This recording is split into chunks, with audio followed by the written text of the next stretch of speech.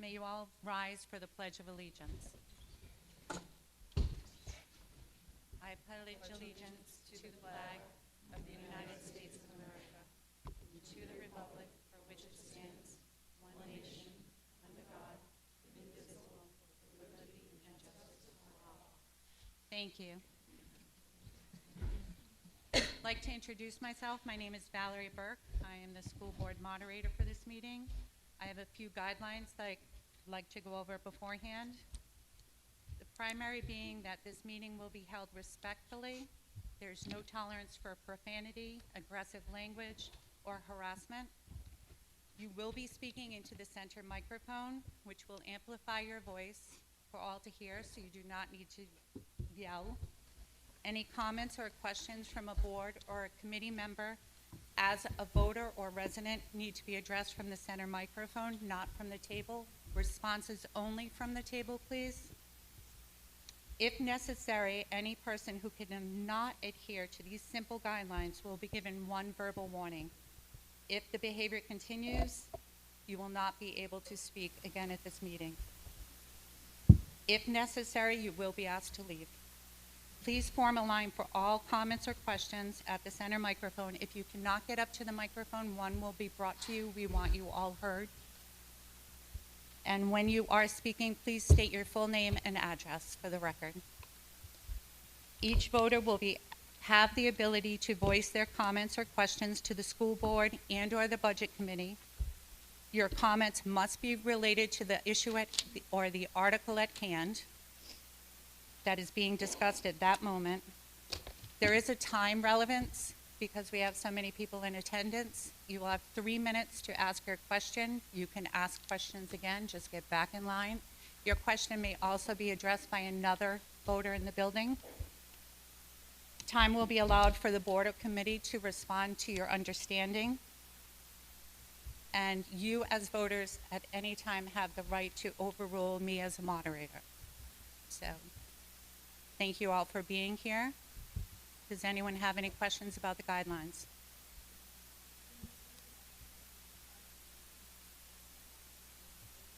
And then from their seat, how do they do that? The question you may be asking may be presented by another voter. Oh, I see. Okay. So if you Thanks. it Sorry. may have already been asked, or you may want more clarity, that you can ask it in a different way. Is that good? Okay. Any other questions? All right, so there's I would appreciate for each member of the school board and the budget committee to introduce themselves. Good morning. Hi. Can you hear me? No. No.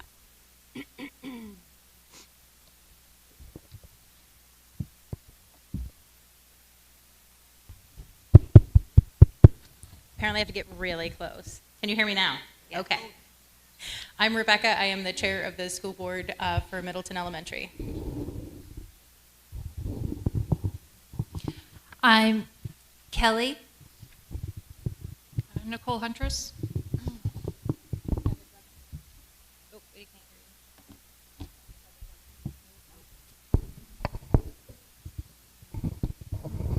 hear Samantha Martell. you. Nicole Wright, clerk. Patty Sindorf, Budget Committee Chairman, or Chairperson.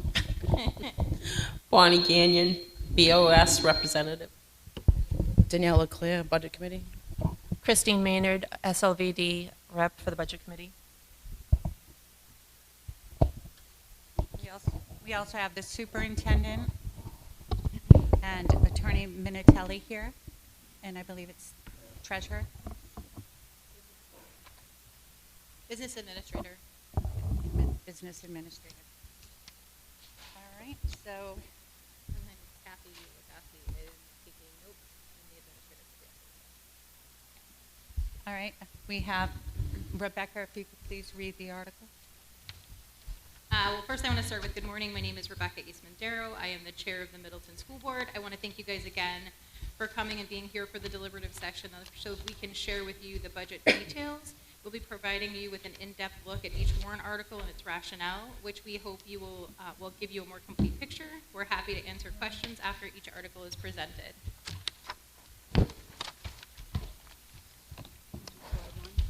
For Article 1, it's a non-budgetary article, so I will leave that for the moderator to review. Okay, Article 1, to choose the following school district officers. We have one school board member for a 3-year term, one school board member for a 1-year term, the school district moderator for the 1-year term, school district clerk, 1-year term, treasurer and 1-year term, deputy treasurer for 1-year term.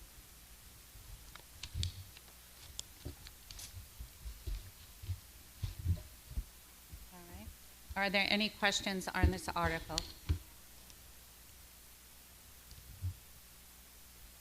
Okay, I will entertain a motion to approve this article as written.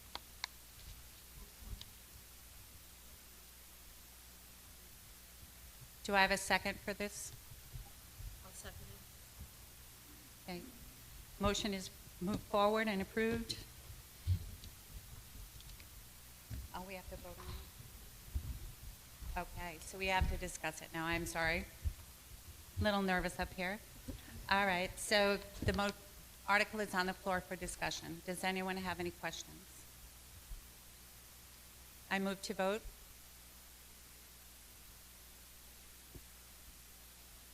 All those in favor? Aye. We have to.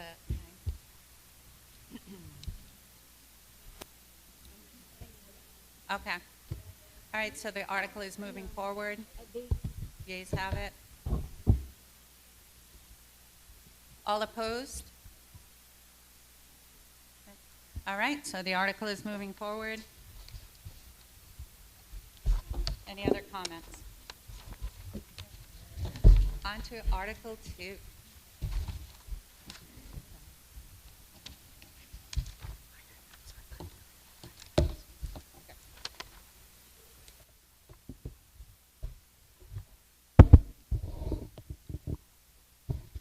Good morning, everyone. I want to thank you for coming out, for your engagement, for your feedback, and your continued support for the school. It does not go unnoticed. We know how much you value education, and we're grateful for the trust that you place in us as the stewards of our public resources. The school board does approach the budget process with a lot of care, working towards the balancing the needs of our students with responsibilities to taxpayers. We understand that nobody welcomes higher taxes, especially during these uncertain times, and we take that concern very seriously. So as we move through this budget process, we are reviewing every area, looking for efficiencies, making difficult choices when necessary, without compromising the quality of education and what our students deserve. We appreciate your patience and your understanding and your continued partnership as we work together to do what's best for our community. So this is the official enrollment report required by the Department of Education each year. It's due on October 1st. Over the past 5 years, enrollment has remained fairly stable. We currently have 154 students enrolled at Middleton Elementary School, which is the same as last year at this time. We have 31 students at Kingswood Regional Middle School and 58 at Kingswood Regional High School. Grand total of 243 students for the Middleton School District. This section of the budget reflects all of the wages and employee benefits for our staff combined. If you look at the detailed budget line by line, you'll see different categories of wages under each subsection. This is the combined wages all together for you to see. This includes all of the staff salaries and benefits for all the teachers, paraprofessionals, bus drivers, principals, and other support staff, the school nurse and substitutes as well. All employee-related compensation is fully captured in this line. There's no additional staffing costs elsewhere in the operating budget. The one exception to this is we have a DBT position that is not included here because it is under a warrant article, and that'll be addressed separately when we get to that article.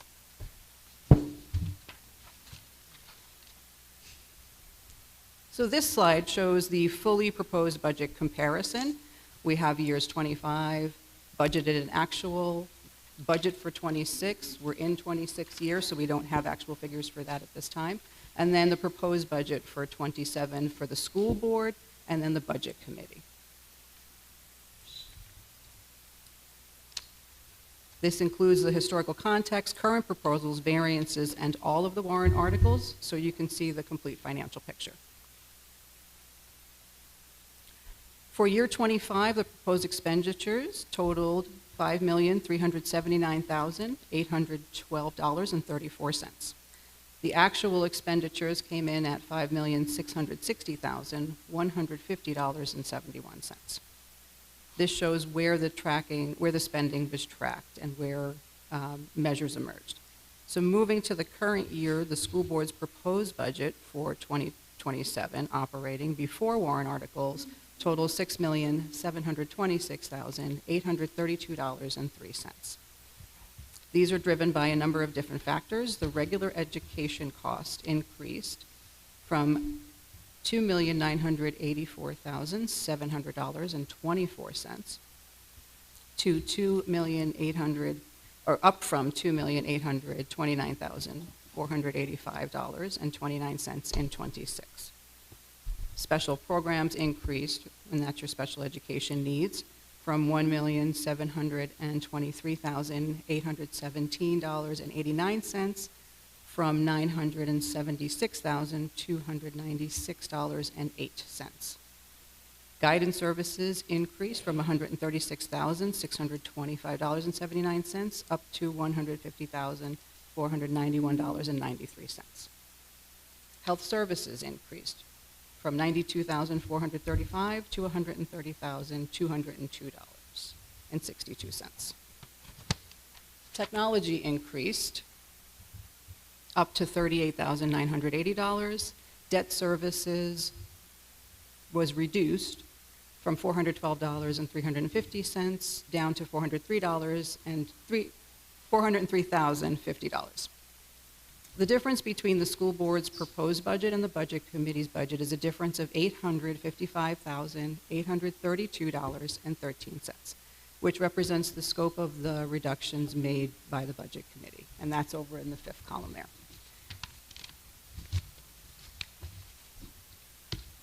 That would result in a proposed operating budget of $5,870,999.90.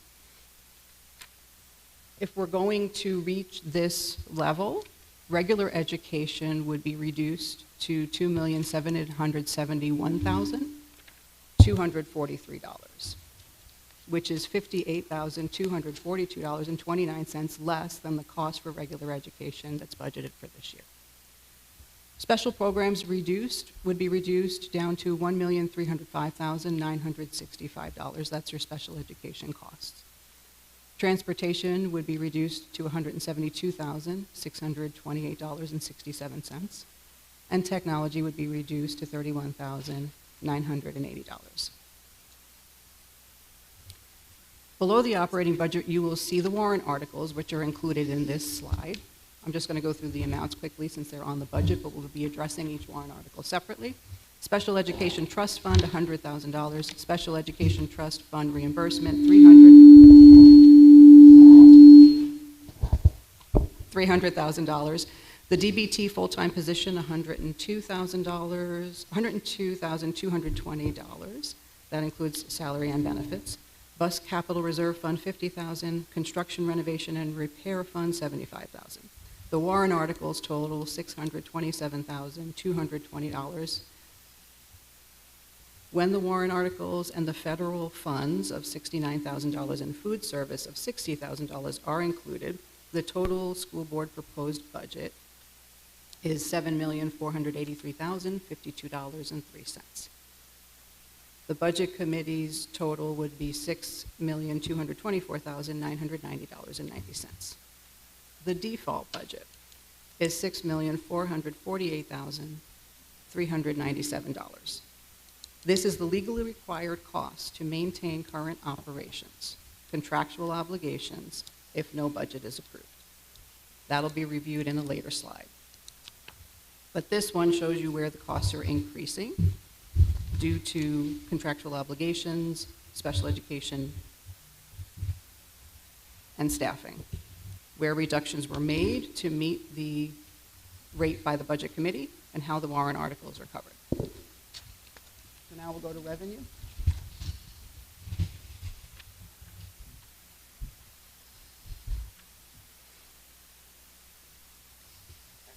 So the revenue is also important because it impacts the amount of money that has to be raised. So when the revenue budget is higher, obviously that's a good thing, it provides us with more money to offset the budget and lower taxes.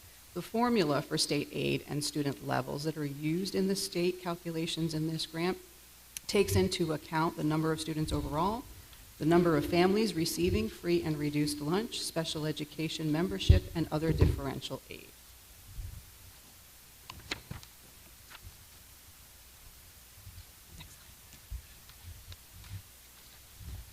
The official ballot law, also known as SB 2, determines what is to be included as part of the default budget. It states that the default budget is the amount of the same appropriations contained in the operating budget authorized in the previous year, reduced or increased by obligations mandated by law or previously incurred, such as debt services or contracts. One-time expenditures are not included in the default budget. The purpose of presenting a default budget is to give the voters an understanding of what a budget would look like should the proposed operating budget be voted down. The default budget is $448,397 higher than the Budget Committee's proposed budget. The Budget Committee recommended a bottom line number for the operating budget. So if you're looking in column 3, lines 1 and 2, they are listed as unknown because they had a flat line bottom line for the budget.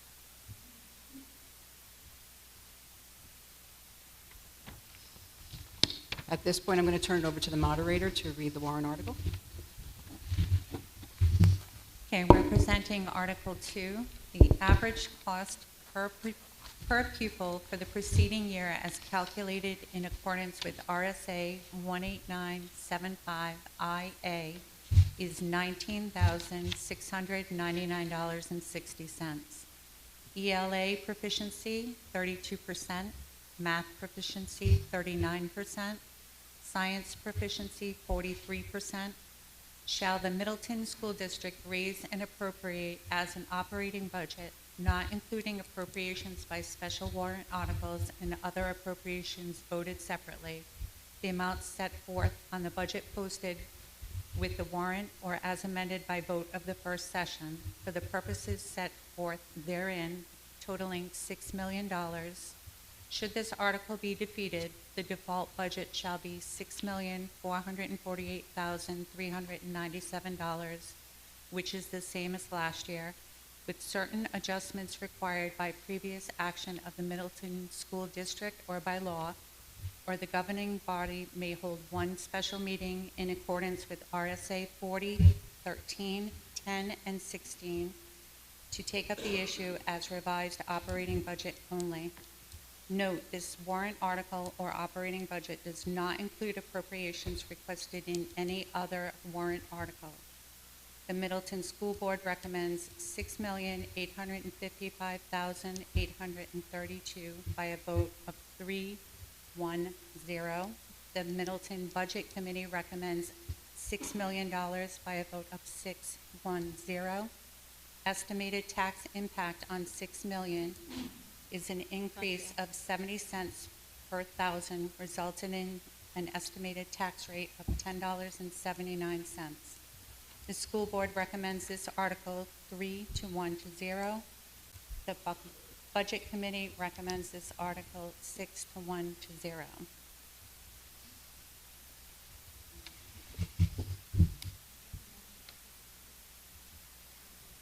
I'll second. Okay, so we have a second to accept the motion to approve the article as written. Do we have any questions? So I'm opening the discussion to the floor on this amendment. Roxanne Tuskegee, 314 Route 153, Middleton, New Hampshire. What would be the tax impact on a $6.8 million budget?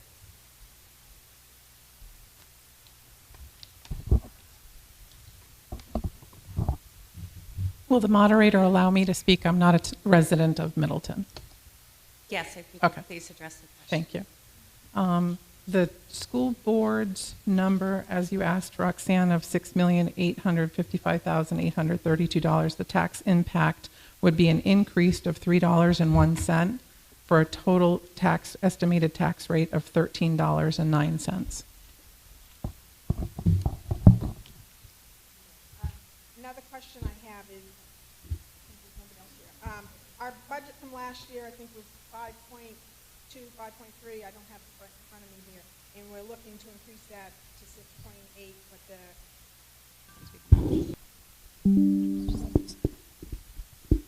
May I respond to that question? Yes, please. Thank you. So it's a few factors. Largely, it's increased special education needs and increased costs, the rate of those costs, and also the tuition agreement. This is a phase into the per pupil cost for the tuition for students in grades 7 through 12. That's part of the 10-year tuition agreement.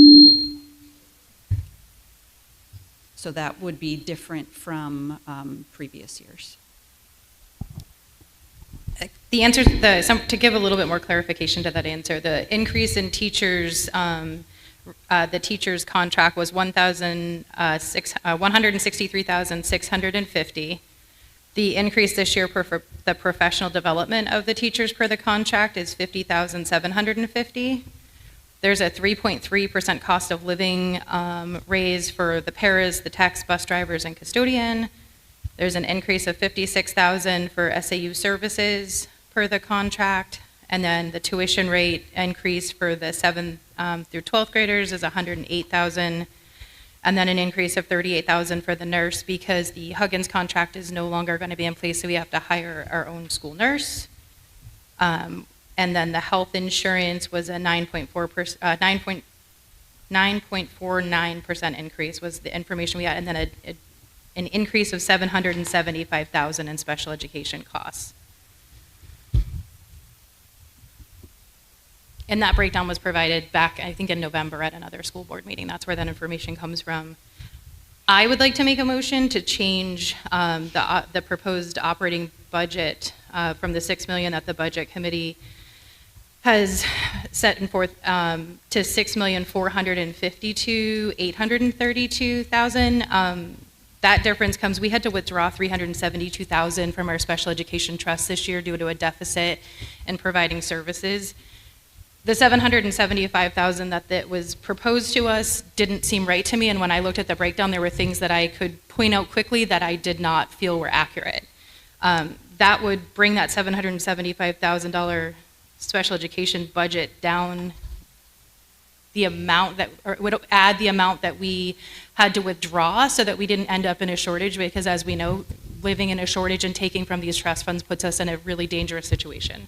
So my proposal would be, again, to decrease that special education budget down $403,000, bringing us to a $6,452,832 for a budget. So that's my motion, so I would need a second for that. What was the motion for the total budget? The motion for the total budget would be $6,452,832. Do I have a second? We have to vote on this. We have to vote on this. Once this motion goes through, you can come. I need a second on that motion. I'll second. Thank you. You have a question?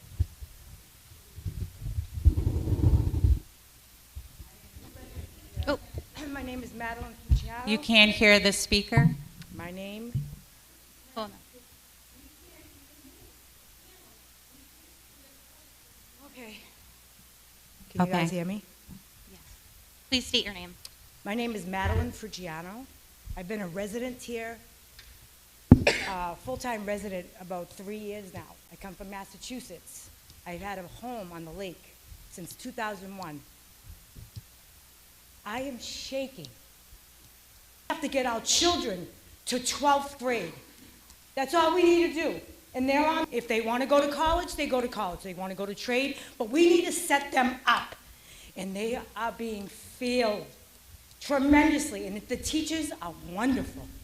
I am not downing the people that are trying to educate our children. I am a substitute and I am a nobody. I came into the school so I can see that my foster child that I took at 2 years old because their parents weren't able to take care of them, I sacrificed my life for this child because I love the children. I don't care about who's getting what in their pockets. I just want these children to have the best education. Now, you're cutting a budget that the special education needs in this school tremendously because we have poor, and I'm not trying to be rude, the parent skills are very lacking in some of these places in these children's lives. They need us. They come to the school because they need safety, they need lights, they need warmth, they need education, and they need attention.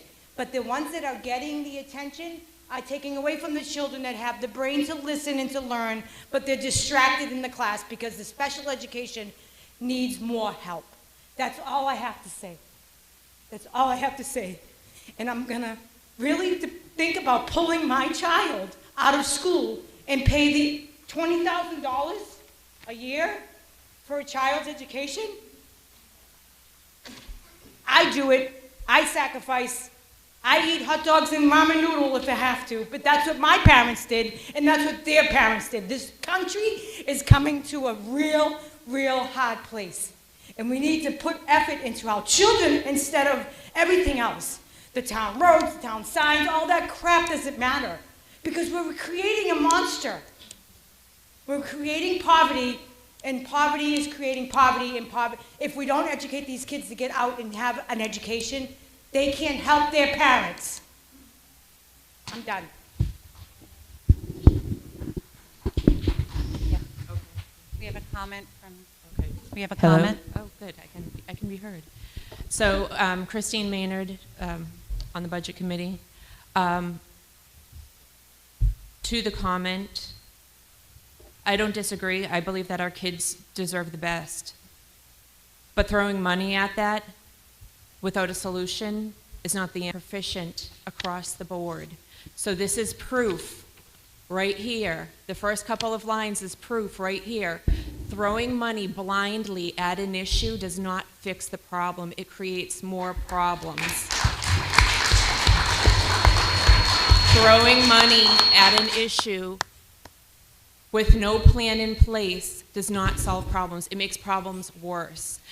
This budget that they're proposing is going to push parents and families to work more, be away from their children longer, less home meals, less family time, less everything. And less everything, studies show kids that have a stable home with families that eat dinner together and have conversations together improve so many other aspects. So blindly throwing money at a problem is not going to fix our kids. And I will say it confidently because I take offense about parents needing to step up.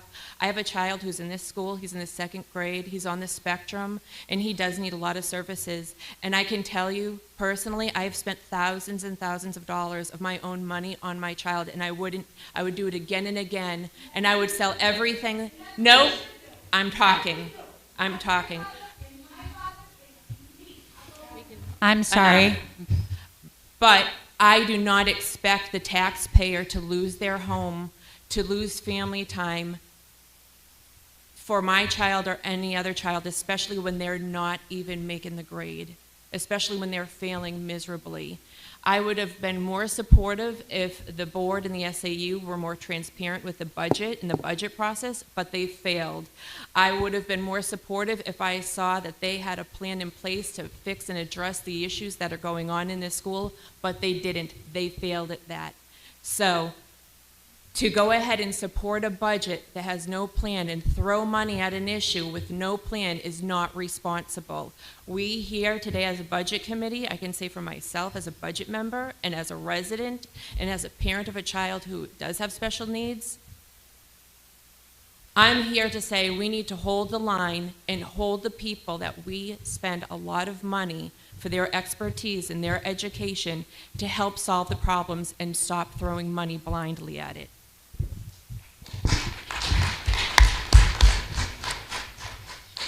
Do we have any other questions from the floor? Can I point something out real quick? Sorry. So the state average for a per pupil cost last year was $23,533.31. The average for Middleton was $19,699.60. So we are coming in well below the average for per pupil rate. So I think that's one thing that I do want to point out. We are trying to be very fiscally responsible, and we are at the lower end of where the per pupil rate is. My motion to decrease the special education budget does not come as a person who doesn't understand special education services. I also have a child that receives special education services within the district. When the budget was placed before us and we asked for rationale for this significantly huge increase of $775,000, we said, tell us the breakdown. Where is that money needing to go? How are we short? The information that was put in front of me, there was at least one thing that I could point out very quickly that was not accurate, and it involved my child. So I said, I can't vote for a budget that I know is not right, because I know at least this line is incorrect. So my concern is that $775,000 could lead a lot of residents to lose their homes, to have to choose between eating or not eating, or getting medical care or not having medical care. And I can't do that knowing that that number appeared to me very quickly to be inflated at least $12,000. That's where my proposal came from. Number one, I could not vote for the budget the way it was, and unless it's lowered, which the only amount I could come up with quickly, because of the fact that we weren't given information that seemed to be accurate, was to say, I know we had to withdraw this much out of our trust fund to fix what we didn't have last year. So I would propose we keep that so that we don't have an issue next year. We made a warrant article to put money in, as we'll talk about later, to get that trust fund back to where it needs to be, and keeps the residents not with as high of this huge influx that puts them at a greater risk of losing their homes. Thank you.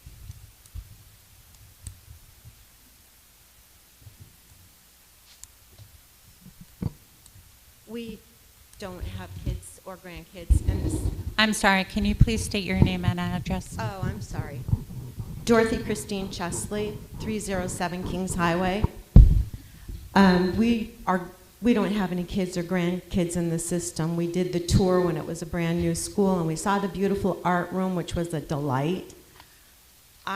So I'm not familiar with what you have here or anything as far as, but if you do, I'm just wondering where we can save some money. Do you have a full-time art teacher? Perhaps instead, as many of us when we were growing up in years past, your regular teacher would do the art projects with the kids. Maybe we can eliminate an art teacher. Maybe we could eliminate a full-time gym teacher. I don't know if you have one, but could the kids have the outdoor playground? I just wonder if there are places, because I know the staff that is in place, it's important for them to be well compensated and to have some kind of a cost of living increase each year and be treated well, to have the benefits they need.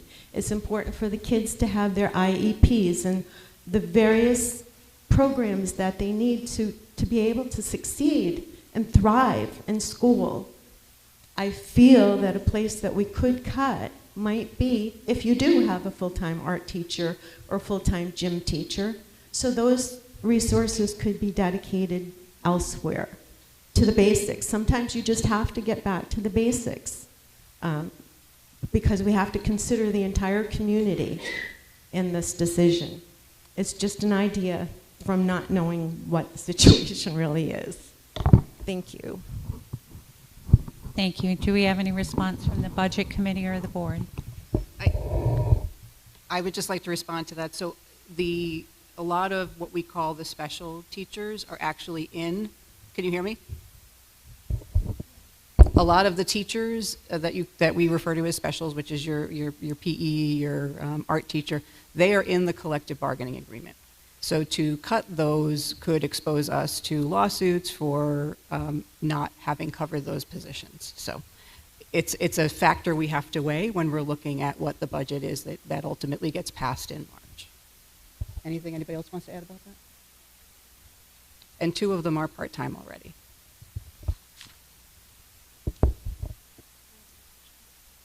So I have a question. For the budget, I think it was the blue page here, Kathy. The proposed budget for the budget committee versus the school board and then the variance.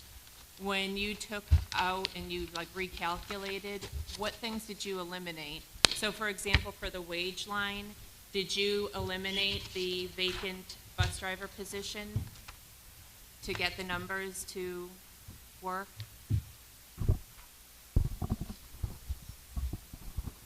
Because the budget committee gave me a bottom line number, I literally just had to take amounts from the regular education, some from special education, some from transportation.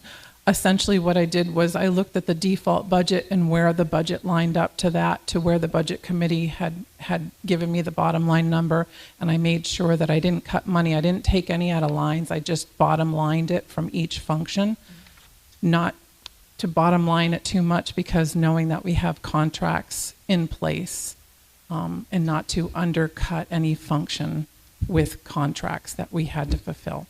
So for when I voted and made the decision for budgets, one of my intentions when voting and reducing was in hopes that you would take the posting down for the bus driver Can you position. hear in the back? Can you hear me?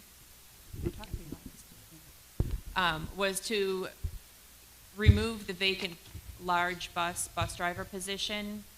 That would eliminate $36,047.87. I don't think it's really needed. We don't even have a actual bus for that person to drive. So to hire somebody when they can't do their job because we don't have the one piece of equipment that they need to do their job.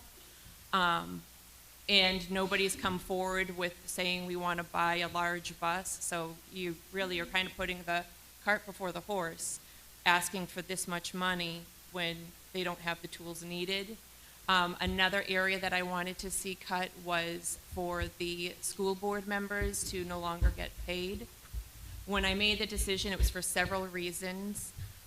One main reason is if we're going to cut money from a budget that affects our kids and our kids' education, let it be from the adults that are making the decisions to better or worsen them. And right now there's not been an improvement. I haven't seen true across-the-board effort and due diligence from the board to show and justify the money. But also I want to point out this, that throughout the whole town, on the town side, for all of the boards and committees, other than the selectmen, no other board member gets paid. All of us here on the budget committee, we do this on our own time and our own dime. I'm the chair of the planning board.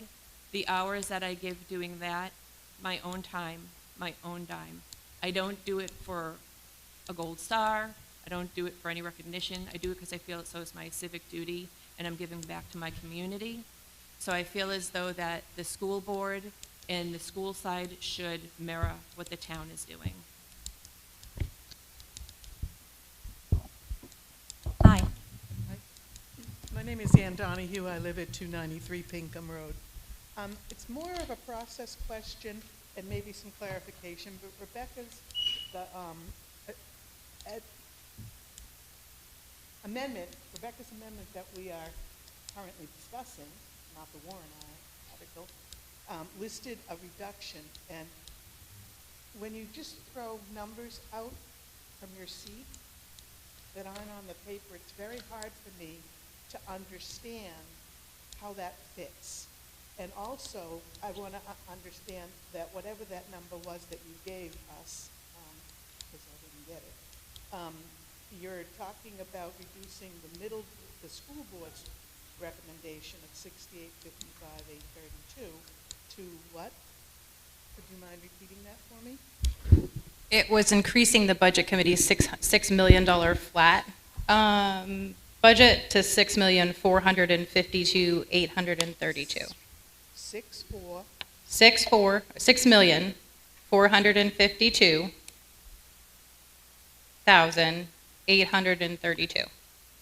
So she wants to go, they want to go from.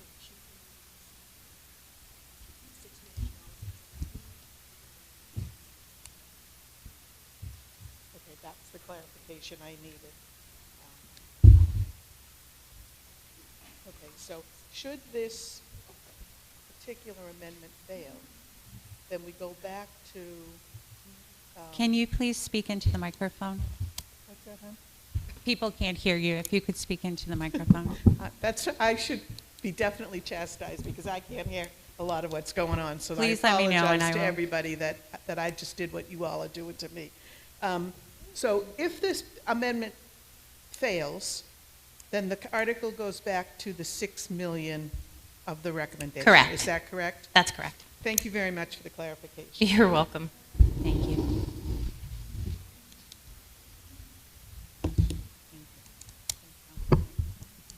David Mayer, Route 350, 153. And so I was here for the State of the School, and good presentation, but I noticed that anything on reading, writing, math, science was covered, by the way, wasn't covered.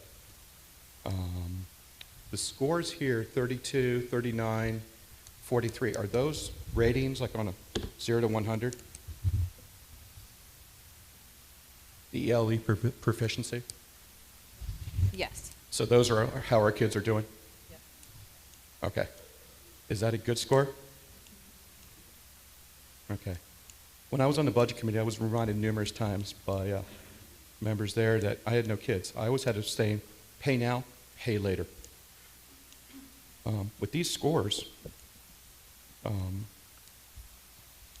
our kids getting the money's worth? Or not my kids, these people's kids. Are they getting their money's worth?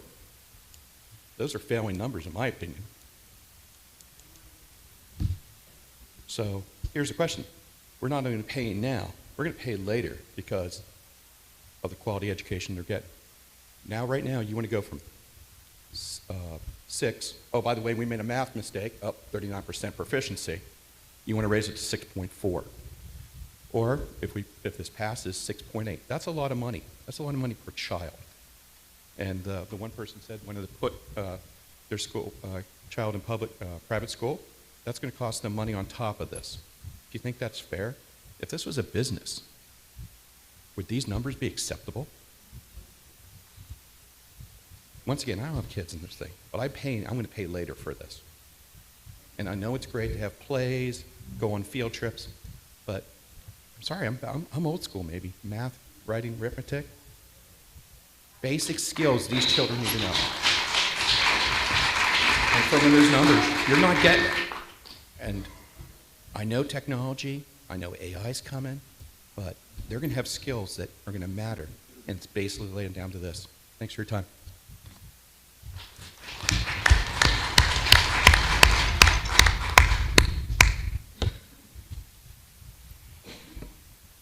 Joanne Koski, 117 New Portsmouth Road, Middleton. I haven't been active in school affairs for a few years, but prior to that, I used to write articles for the newspaper about things that happened in our town. And I've watched what's been happening in our schools. And you're throwing money at it, and it's not getting better. In fact, I think it's getting worse. I have a high school education, some college, didn't graduate from college, paid for it all on my own money. I remember when we had an opportunity when I was in grammar school to go take bowling lessons at the local bowling alley. It wasn't free. Parents had to pay for that. I graduated 14th in a class of over 400. Looking back now, I didn't have a decent school counselor. Looking back, I probably could have qualified for some scholarships, could have gone on to other things. But I've had an amazing career in probably more jobs than Imelda Marcos had shoes. But I worked at it. and I could read. And I remember being humiliated by my grammar school arithmetic, well, actually, it wasn't actually arithmetic teacher. She was one teacher for the classroom. She taught all the subjects. I was embarrassed because I had changed schools. She wanted us to do long division, and I put down the answers. She wanted me to work out how I got those answers. I did them in my head because I had good teachers. And I had good teachers who could concentrate on teaching, not on fluff, not on a lot of the luxuries. To me, they're luxuries. I didn't have them when I was growing up. So I'd like to echo the statement made earlier. Let's get back to basics. It doesn't take money to hand a kid a book and get them to read it. It doesn't take a lot of money to mimeograph a bunch of math sheets and get them to work out the math problems. My daughter had a problem reading clocks. I can't tell you how many clock faces I drew until she figured out how to read a clock without going digital. But if that's what it takes to teach our kids, let's do that. Yeah, artwork is fun. But what good is artwork if they can't read, they can't add, they can't figure out what their paycheck is when they get it home, they can't figure out if their boss cheated them on timing? Let's give them the basics.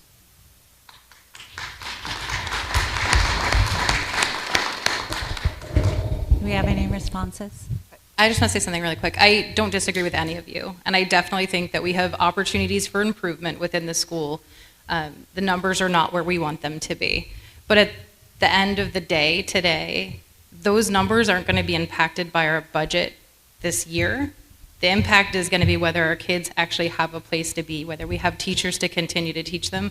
We need to do more work on what's happening in the school. Yes, I 100% agree with that. But at the end of the day, if we can't meet our contractual obligations this year, the people who lose are our kids. They're already losing, as you're pointing out. Our scores aren't where we want them to be, but they're going to be even worse if we don't have a budget that we can continue operating something on and work to make those improvements.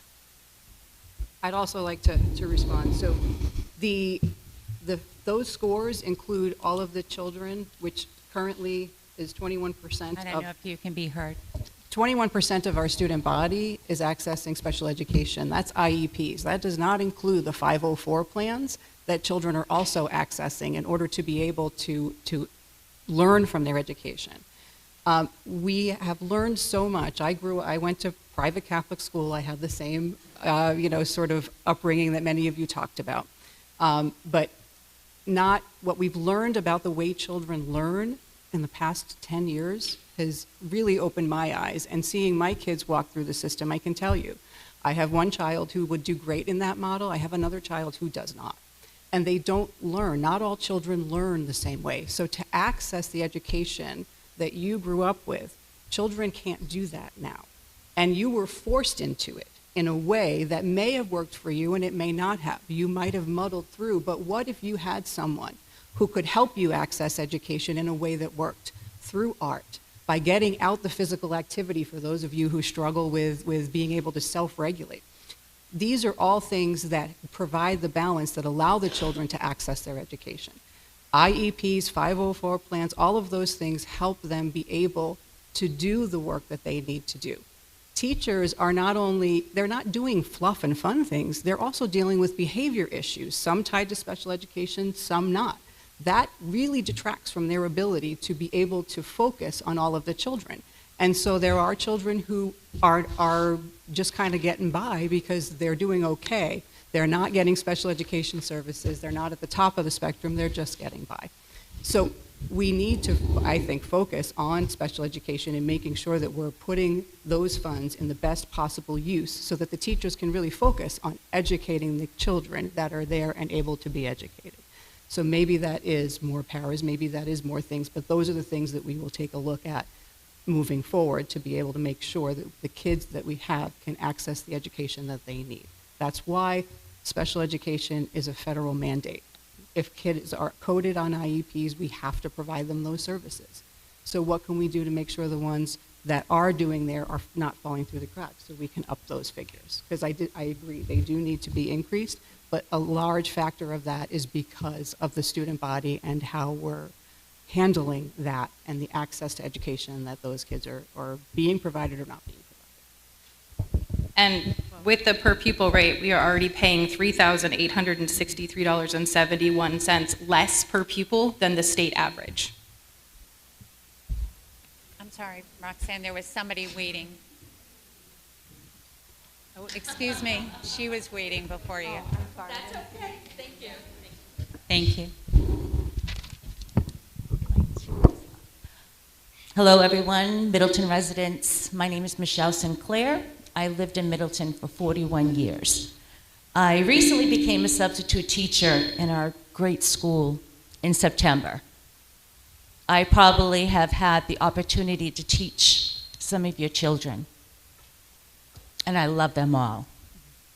I'm here today to talk to the school board. I think they've done a great job. And if you asked any one of them today if they would give up the money that they're getting, they would give it. They would give it back to help our children. And don't sit and demean our school board unless you have the solution. Does anybody here today have a solution? Maddie, thank you for standing up here and representing our children. My children are grown.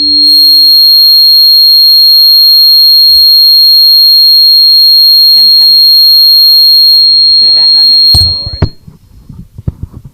Perfect. I just want to be able to address everybody because the teachers, I apologize, our teachers.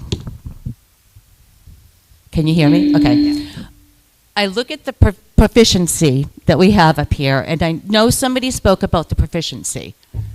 I want to tell you, as a substitute teacher, these teachers are doing their jobs, and they're doing them well. And as Ms. Kerman spoke, it takes one child, one student in the classroom to disrupt everything.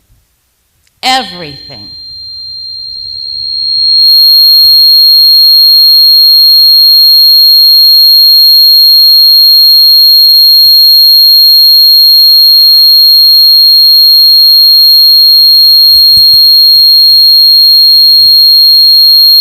Okay, perfect. I'll keep talking. I actually think this microphone knows how passionate I am about our children and our teachers and our school board. So, yeah, you know, I see these classrooms. I see them get disrupted. I see these teachers taking time away from our students so that they can get the classroom back in order. These teachers sometimes are teaching alone. And it's taking time away from our children when you have one child who came to school to socialize. It does not stop with our children.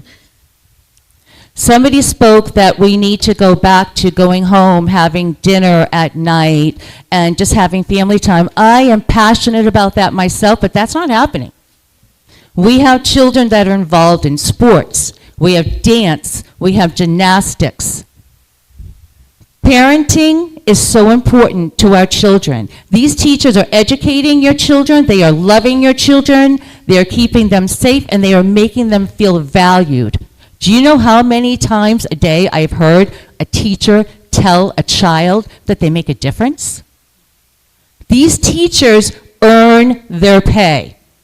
And to tell them that they cannot have a cost of living, that really hurts me as a Middleton resident, because these teachers have earned their pay plus. We are not running a daycare here, we are running a school. And sometimes these kids come to school, and trust me, they think they're at a daycare. They don't want to be here. And why don't they want to be here? It does not stop education does not stop when these children leave the school. Parents need to be more involved in their child's education. Homework? Why aren't our kids going home with homework? Well, I'll tell you why. Michelle, you hit the Did I exceed? 3-minute mark if you'd like to tie it up. Okay, I will tie it up with these children are our future. Whether you have a child in the school system or not, they are our future, and they deserve to get educated. Parents, take time to educate your children and teach your children that they are not going to daycare. They are going to school to be educated, to be kind, and to be valued, and they all are. Thank you. Thank you.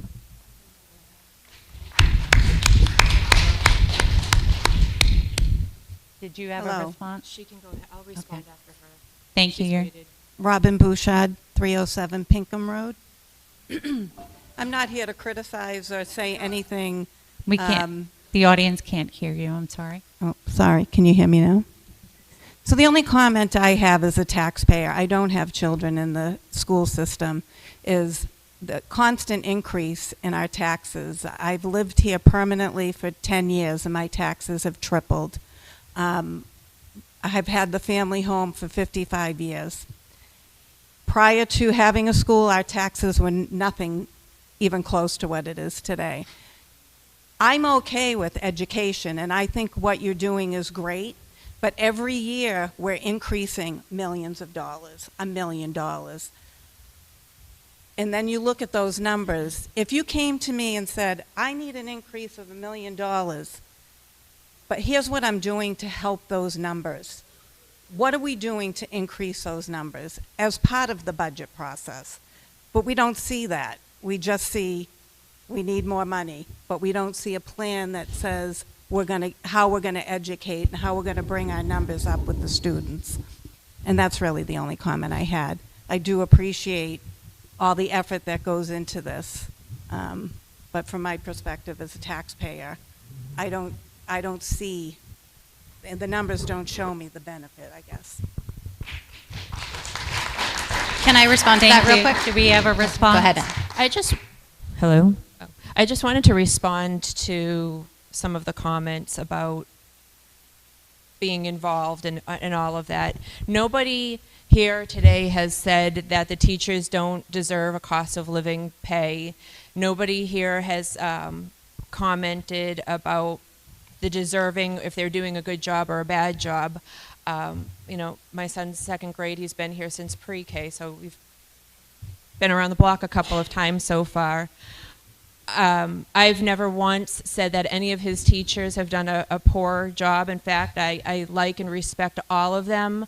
I try to take a point to acknowledge and show my appreciation every moment that I can. But I think we're partly losing track of what we're here today. We're here today to talk about a budget. We're talking about money.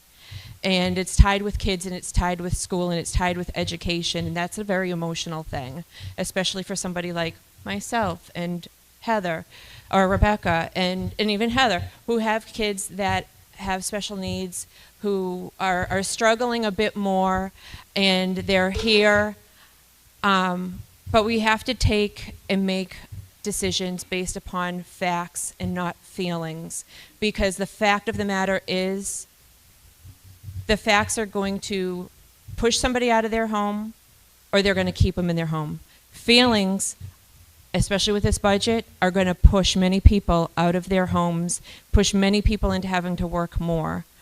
As for the money and just blindly giving money, once again, there are areas in this budget that can be cut.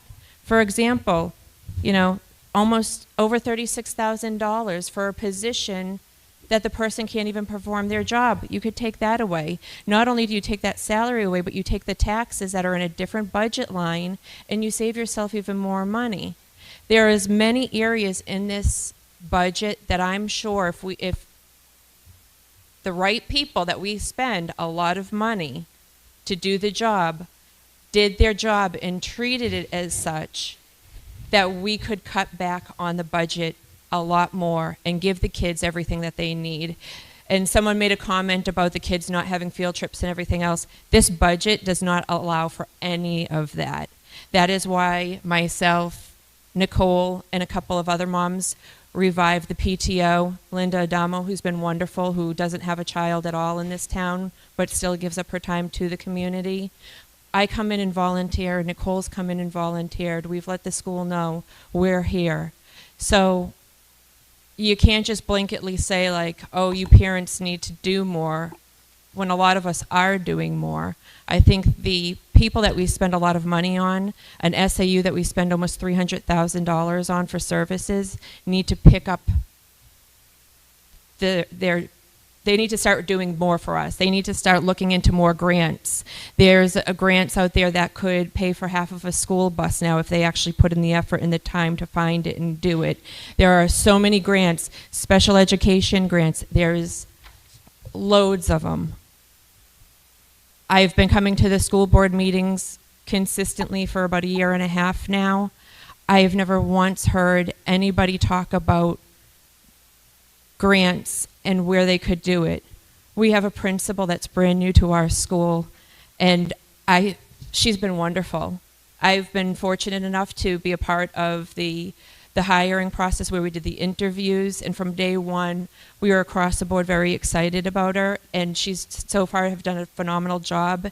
And I looked at it and felt bad because I felt like she's walking into a dumpster fire of what she has to deal with. And I don't want to lose her, but we need to address a lot of our problems, and I think our problems start from the top, and it starts from the board. And when you're at budget meeting after budget meeting, and then you go to not one hearing, but 2 hearings, and the board members, it's a school board's budget that the budget committee had to look at. It was the budget that they proposed. And for the fact that they could not speak fluently to that budget was really concerning. And the fact that they're relying on an SAU service that is not fulfilling all of their duties. And quite frankly, they don't care. So we need to really think about when we're making our decisions here today, we need to go on facts and not feelings and look at the numbers. I would like to see more people that are in this room start showing up to the budget meetings and look at these lines and ask questions, because the more you start looking and asking questions and getting real facts, your feelings are going to start changing. Thank you. Apologies, my mom says I always talk way too loud, so if I blow out everyone's ears for this, apologies. Roby Nejame, 498 Route 153. You just stole my point. I was going to say, I'm looking at $30,000 from the state of New Hampshire for special education, $118,000 from the federal government. That is the same for the proposed budget. Would love to see opportunities to get more grant money.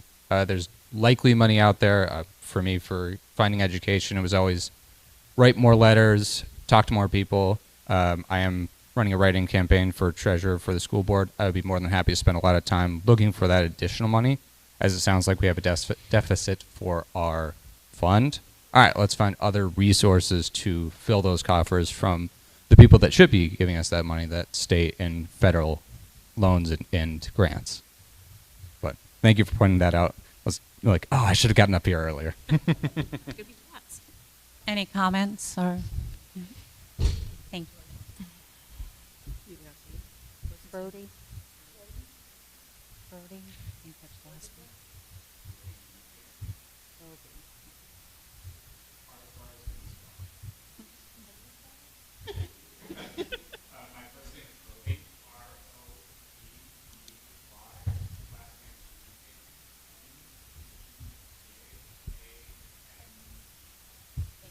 Thank you. Hi, you have a question? My name's Andrea Levesque. I'm from 184 Pheasant Drive. I am a teacher in a different district, and seeing the proficiency scores, I'm assuming that those are from the state test, correct? So, speaking on behalf of that, I know that schools do the best job that they can with the teachers that they have and the programs that they have. The state test is so much different than what is being taught in class that you almost have to get this, in order to get the scores up, you have to teach to the test, in a sense. And which is sad because it takes the creativity away from the teachers. Ivy has done a great job at our previous school where she was able to help us get our scores up and also keep the creativity in as the teachers so that the students don't get lost in, oh my God, I have to take a test all the time. And, you know, I have faith that she'll get those scores up in this school as well. She's amazing. But it's interesting that this was also put up there with the $19,000. So to me, it's kind of like, well, is this because we want the money because of our test scores? Or do we want the money because, I don't know, I just kind of raised those questions in my head. I am living off of a teacher salary in this town, and it does scare me to hear that the increase is going up because am I going to be able to keep my house? Because I too don't make a lot, but I'm also in education because I'm passionate about the kids and their learning. And I feel like that's really important too. So I also have kids that I don't send to school. I do homeschool our own kids. So that's a whole nother layer of, and I have my own personal reasons for that. But yeah, I don't know where I'm going with but it's just, you know, it's important, and I do enjoy this town. I think it's great. Our entire street is quiet. We have great neighbors. 2 other families on our street also homeschool, so having to pay the extra for a school that I don't send my kids in, that kind of, you know, I know it's part of living in a town, but it also kind of gives me anxiety. So I don't want to see our taxes go up for sure, but I also know that schools have issues and they need things to be fixed. So I don't know. Thank you. Are there any comments from the board? I just want to thank you for that perspective from a different school district. I appreciate that. The warrant article was written this way because of the new law that was passed. Yes. So that's why you see it written that way with all of that information. The law was passed, so there was more transparency in where your money was going to, which is why you should have saw those graphs and everything out there. It wasn't the board or anybody trying to pull any kind of heartstrings. Thank you. Yep. Antoinette Canfield, 176 Ridge Road. I would like to say that Andrea, yes, she's an amazing teacher. I had the privilege of working with her for a couple of months. I've actually been a paraeducator. I've worked K through 12 way back, starting in 2006. And for those of you who keep saying, bring it back to what it was, the problem is the world today is not the world it was when we were kids. It's not even the same world that it was when my son was in kindergarten in 2006. Teachers have to deal with a lot more. They have to face a lot more. Their hands are tied with how they can teach because there are laws that say you have to teach them this in this time frame, and then you have to move on and go to this. The creativity is gone. And I've seen that. I've also seen, because it's not typical for an educator to follow kids through their entire education, watched as each grade before knew a little less, was able to do a little less, and it just keeps happening. So this is happening everywhere. It's not just in our town. When I started back in education for a brief period, I reached out to my friend in a different district that I worked on, and I'm like, are schools like this now? And she said yes. Our teachers need the support. I was looking, because I actually want to address the numbers on this, there are 3 numbers that have significant increase. The guidance services, yes, I believe the guidance services are extremely important because our kids are facing way more than we ever faced as children. The increase on that, if you go by the percentages on the side, was 10.1%. 0.15%. What I'd like to know is what are the special programs, because that went up 33%. What is that, what does that line, what is that budget line for? That's the Special education. Okay. So that's, okay. So That's the way it's written, I did not connect it with It's not special super education. clear. And the other question is, how come the Office of the Superintendent went up 23%? That seems like a huge jump for 1 year. May I respond? Yes, Heather, go ahead. Yes. That is part of the contractual obligation we have with SAU services, so there's a phase-in in order to get us on that. So that, Caroline, do you want to talk a little bit more about how that figure is calculated?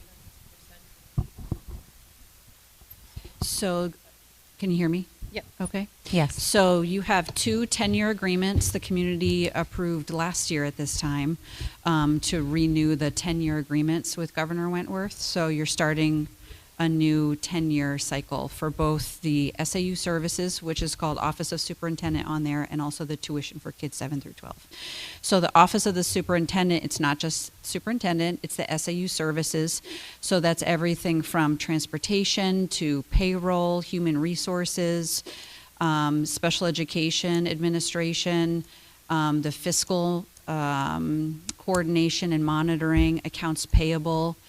So it's everything in the business office, payroll, did I say payroll, that is needed for all the employees and for the financial side of what you need for the school.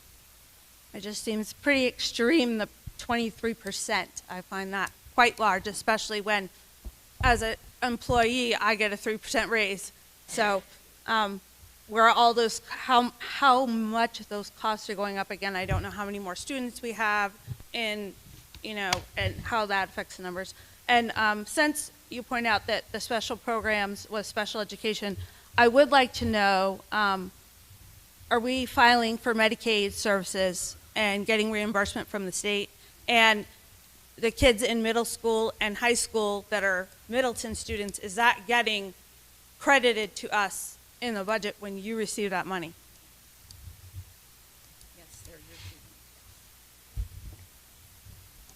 Yes, she said yes, that is our student, so that money goes back into the budget is what she said.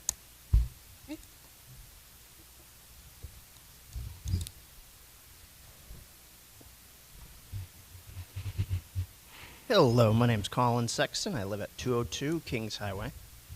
This is going to be a ramble of information because I know we have a lot of responses and a lot of good input. So look at some of these metrics that I've seen. We have to probably factor in between Kate's tenure, last year's principal, and a new principal. So we're running into a couple different problems for progress that I'm seeing, where maybe we're measuring a metric that can be influenced by outside data as of now.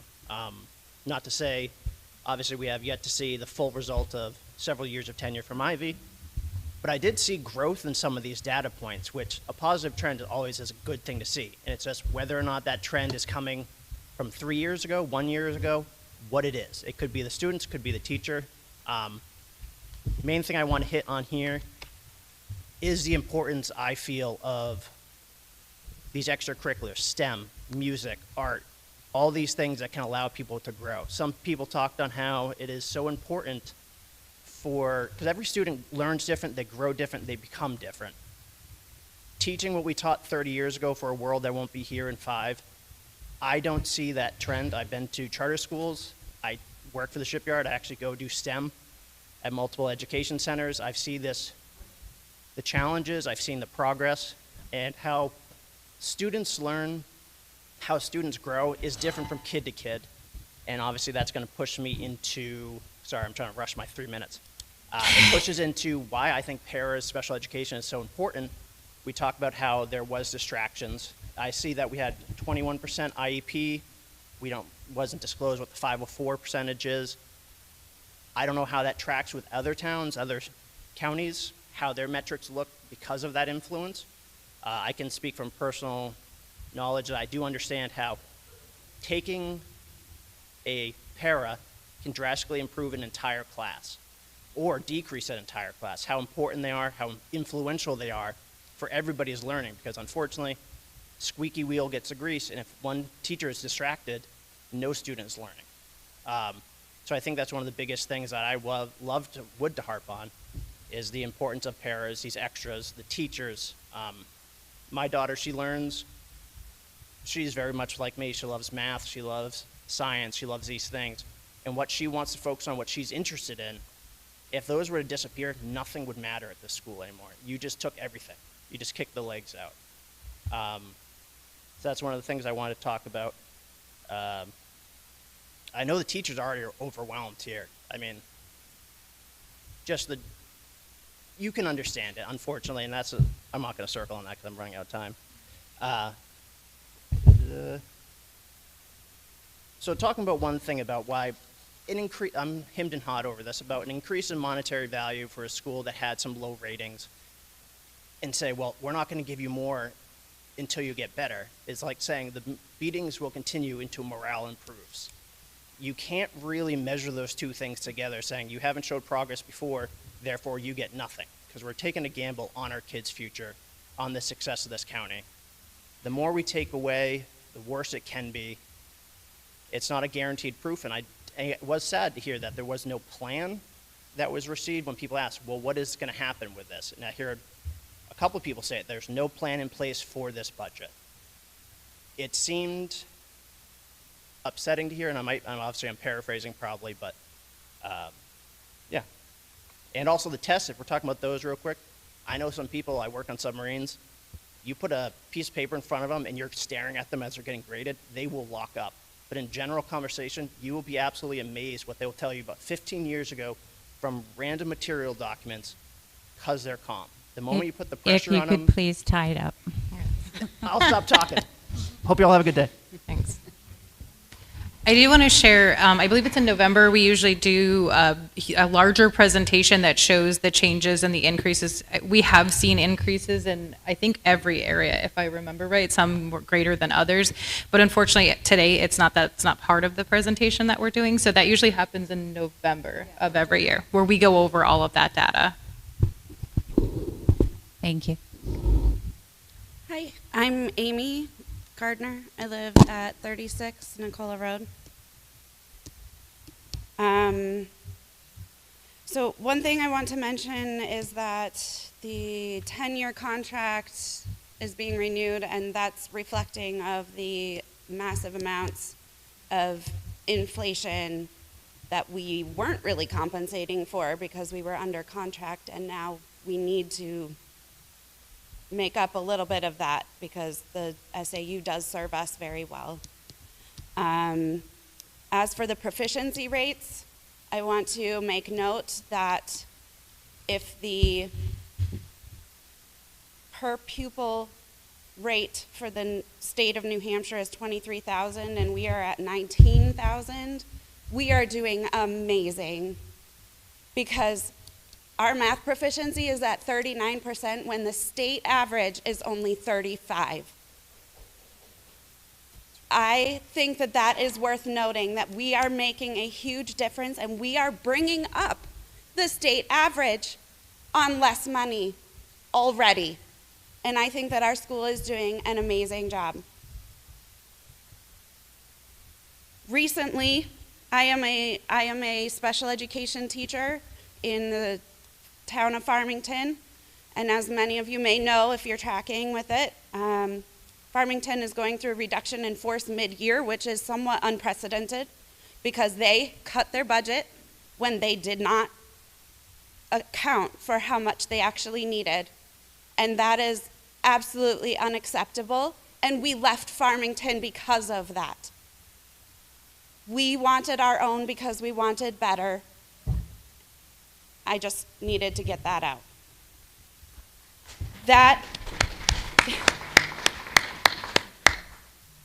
Because of that reduction in force, I was looking around and I happened to see that there was a position open in Middleton for special education. And I said, oh, I would love to work at that school. I would love to work in my town. I would love to be a part of these kids' lives, and I applied for that position. And then I voluntarily withdrew it because I was afraid that I might not have a job next year.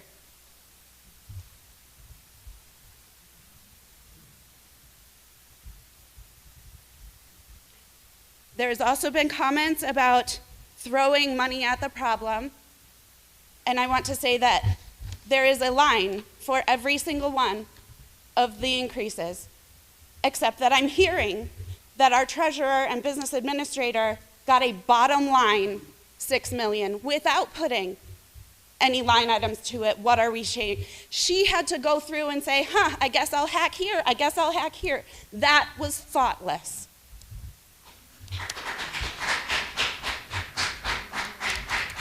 And lastly, what I want to say is that I have a student here who last year was chased around the school by a student who was unsupported. It was not safe in this school for him to be here. He went from his room to the library to the art room trying to be in a safe space because this one student did not have para support. And then at deliberative session, they got the funding. They hired a para, he has a one-on-one, and that student is no longer causing disruptions, and my student is thriving. And there are many parents who saw a difference immediately. If we cut the budget, para support and special education services are the first to go because there are not as many contractual obligations there. But we cannot cut those fundings because it distracts and it takes away from all of our students' learning. Thank you. We have a comment from the... Just to comment on the budget and where the budget committee just made a $6 million cut. We went through each line item and there were areas like, I keep pointing out the vacant bus driver position that doesn't have a bus to drive, and certain areas such as that. But there were many, many areas that we really weren't unsure of because we came to the table prepared, and we came to the table and asked in plenty of time for information such as we wanted to see all of the contracts that the budget had and how much the budget those contracts were and know where they fell in each line. We had many other getting any kind of answers. Our hearing lasted 2 different days, and we still didn't get many answers. As for the special ed services, much of our special ed services are contracted, which is why our superintendent, when she did her presentation, not just here at a school board meeting, but also at a budget committee meeting, said a lot of our special ed services are contracted, and those contracts go up significantly, and we have no control over it, versus if we hired within and they became employees, there would be a little bit more control, and they would be potentially cheaper. I asked, well, why hasn't that been addressed, seeing as though we have 21% of our kids needing those services that would save money and get those services, and I got we haven't talked about it. And so we didn't just blindly say, we're going to choose this number. We worked hard. We worked very hard over the course of the year, researching, asking questions. I even had to 91A questions to get answers on things, and I had to do it not just once, but several times. There was one thing that I asked for that took months for me to get. So it was not, we didn't just harshly and blindly pick out a number out of a hat. We tried to play fair in the sandbox, and we came forward with very good intentions. So just real quick, so 21% of 154 students is 32 kids. So you're talking about hiring a physical therapist full-time and an occupational therapist full-time and a speech therapist full-time. When you're talking about all those positions, those are all going to be adding, that easily I would say that would be $100,000 per role if we could even hire that. So that would, I think that's where the superintendent's office did give some information about that. That wouldn't be a cost saving to us because our school is so small. I think if we were talking about a bigger district and you were talking about Governor Wentworth hiring, so I'm not talking about your meeting, I'm talking about conversations that was had at the school board. So those positions would not be necessarily a cost savings. I hear you. And yes, it's often cheaper to stay in-house than go outside, which is why I think it's so important to keep our kids here, because we have the lowest per pupil rate in Middleton than any of the towns in the area. Wolfborough's, I believe, is 27,000 and change. Farmington is 23,000 and change. So we're trying to be cost effective, and I hear you, and I think there are opportunities to do that. I don't think hiring physical therapists and occupational therapists will give us that cost savings. What about the two pairs that are contracted versus posting a position to hire? I didn't hear what you said on that one. So there's two paraprofessionals that are contracted through like an agency. Mhm. Why hasn't there been two postings? You have a bus driver posting. So the superintendent's saying that they are posted. When did you post them? Because I looked at the last hearing and they were not posted. The bus driver position. What? She said it's been posted all year. Okay, I haven't seen them. If it's at the same place where I can see to hire a bus driver and a special ed teacher.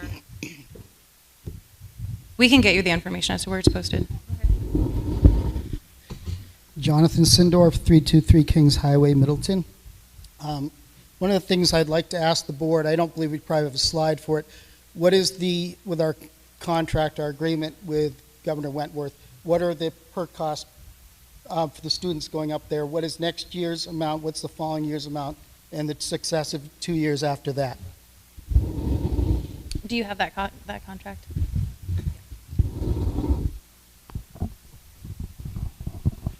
I only have this year's cost and next year's, because beyond next year's will depend on the end of year this year for the DOE 25, the expenditures. For Governor Wentworth, that's how the contract is written for the tuition agreement.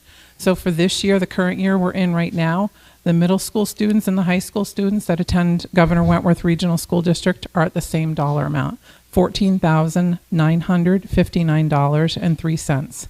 Next year, based on the phase-in and the way the contract is written, next year, the middle school students attending Governor Wentworth will be charged tuition rate of $17,753, and the high school students will be charged tuition rate of $17,575. Does anyone in the budget committee have what we were presented on the years after that? At any rate, we have a lot of things that are fixed that are going to keep increasing. The $6 million figure the budget committee came up with, they did their very best job. In my perfect world, it'd be smaller.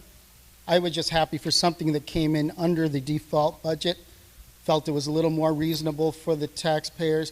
That's a big increase, by the way. That's $6 million. If anyone's thinking we're cutting something, that's not a cut. The way government works mostly, particularly in big institutional type of government, whether it's Congress or particularly school districts, SAUs, is you never actually tend to have a budget cut. People call it that, then they say we're in a crisis and everything.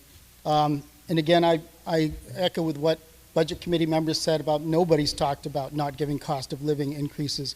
Our teachers are very well taken care of, and I like them, just like I like the people on the school board. I think one of the cost drivers, unfortunately, I was glad to hear someone mention it, is the dramatic increase in administrative costs. If you look across New Hampshire, do your research, you will find it's the school administrative end of things that's growing. That's why the graphs are on the door. Something that an SAU is not going to voluntarily do, so the legislature had to mandate that they did it with the governor's pen. So, and every bit of information this budget committee has gotten, despite efforts by some on the school board, have been slow walked. That information should be so readily available. And I'm sorry, and I don't dislike anyone in the administration, but I'll tell you one thing. Anyone you're talking about Farmington and loss of jobs, ask this question. Who in the administration of that SAU will be having a job cut? I know the answer. Do you know the answer? No one.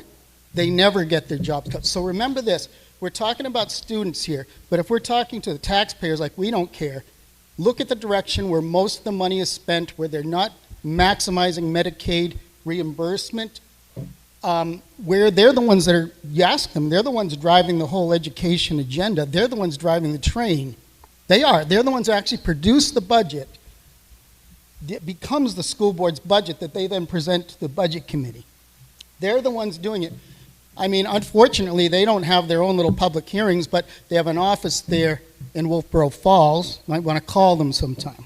Anyway, I don't, as much as I appreciate Rebecca's amendment, and I really appreciate that sometimes she's a sole vote of really common sense on the school board, and I mean that, and I respect her immensely for what she's trying to do.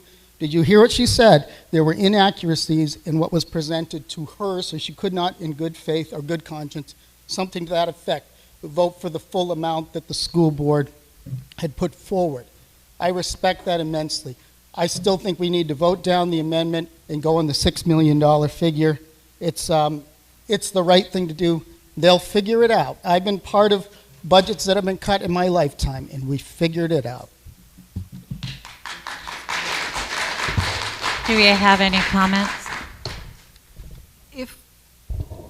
I hear what you're saying about the SAU services, but if we were to look at those services and we were to now have to take them out and pay for them privately, you are having to hire a school administrator, you're having to hire a superintendent, you're having to hire a director of curriculum, you're going to have to hire transportation managers, you're going to have to hire cafeteria oversight.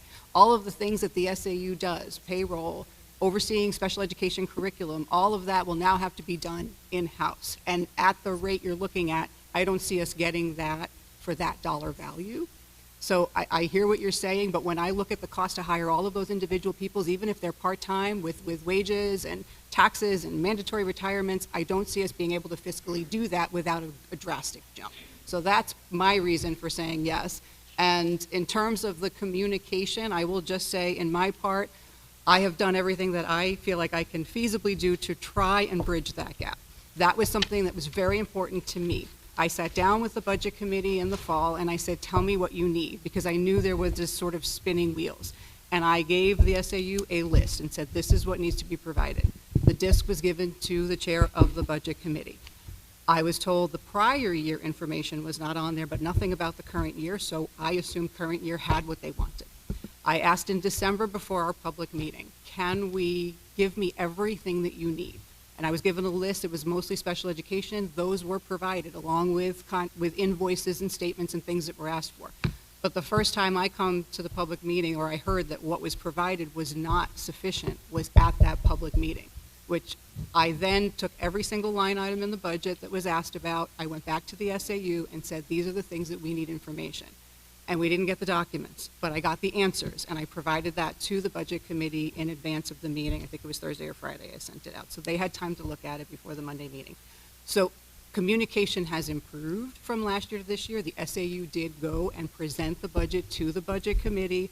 Kathy went to the first few meetings. It would be really good for her to go to all of them, because there are detailed questions that she only knows, that as much as I can do it, I don't have access to that information. So I think it would be really helpful to have that presence at all of the budget committee meetings. So that was my ask, and I will continue to ask for that. Real quick, I think that one huge thing that I've taken away from all of the years that I've been involved with the school board is there is a huge frustration in the information received from the SAU services. And that has created a huge level of contention between the school board and the budget committee. Not purposely, but you guys are thinking that we have access. We're trusting the people who are giving us the information to get us the information. At the end of the day, all of the fighting, the only people who are actually going to be affected by a budget shortfall are the taxpayers and our students. If there is not enough money, they're the ones that are going, because we're going to start in a hole and have to fix it, or we're not going to have enough and we're going to end up with lawsuits and other things. So I think that's what makes me afraid. I'm frustrated that I didn't get the data. The special education numbers frustrated me. When I asked for the data, immediately I could pick out something, at least one thing that wasn't accurate, which is frustrating and leaves me in a position feeling like I didn't get the data that I needed to make a good decision. So I did the best I could and said, I'm not voting for this budget. I can't. I think what's hard is the budget committee came back and you did give a couple of numbers that you felt that could be cut, but not to the level that we cut it. And that's what makes me feel concerned about the budget. If we don't come up with something in the middle, we're going to find ourselves in a shortfall, which is going to punish everyone else because we're going to start out behind. And a deficit is not a good place to be, as we all know. Hi. Hi, I'm Beth Mills. I'm nervous, so bear with me here. I am at 498 Route 153 in Middleton. It seems like people here very greatly care about the kids that are in our school system and where their money is going. And it seems like there's a lot of confusion between the two. I had a question mostly for the board here, and let me know if it isn't super applicable. But do we have anything with data visualization to be able to better display to people like what the math proficiency stats are for our town versus what they are for the state, which is versus what they are for the region? Same thing with the spending that you were talking about, because I feel like having the visualizations would help us, like you were talking about, be able to vote with facts and figures as opposed to vote with our feelings, because we can see where everything's at. But that's my question. Yeah, so there was the whole presentation that gave a lot more data and would answer, I think, a lot of those questions for you in November. It should be on the website, so you should be able to see it there and go through that PowerPoint. Cool. We just moved here, so thank you. Sure. Yes. Dave Mayer again, 350 Route 153. I'll make this short. I noticed a lot of passion. I mean, a couple of teachers here to talk. That's some passion's got. One of my teachers got me into the career I am in now. That said, I know when my company went into bankruptcy, I lost a pension in the middle of the night. Management lost nothing. So I just got the number from her. There's 10 members here, all with in front of, and behind a somewhere in that $20 nicely name tag. I was saying pennies add up to dollars, dollars add up to money. Money adds up to being able to do stuff. Somewhere in here, there's just under 10,000, $9,350. That's about $1,000 a person. These people are being asked to pay about $1,000 a person, raise property taxes. It is what it is. So if you guys want to talk passion, you can talk passion all day. You want to show me passion? Give up that money. Talk, walk, walk. I'm sorry.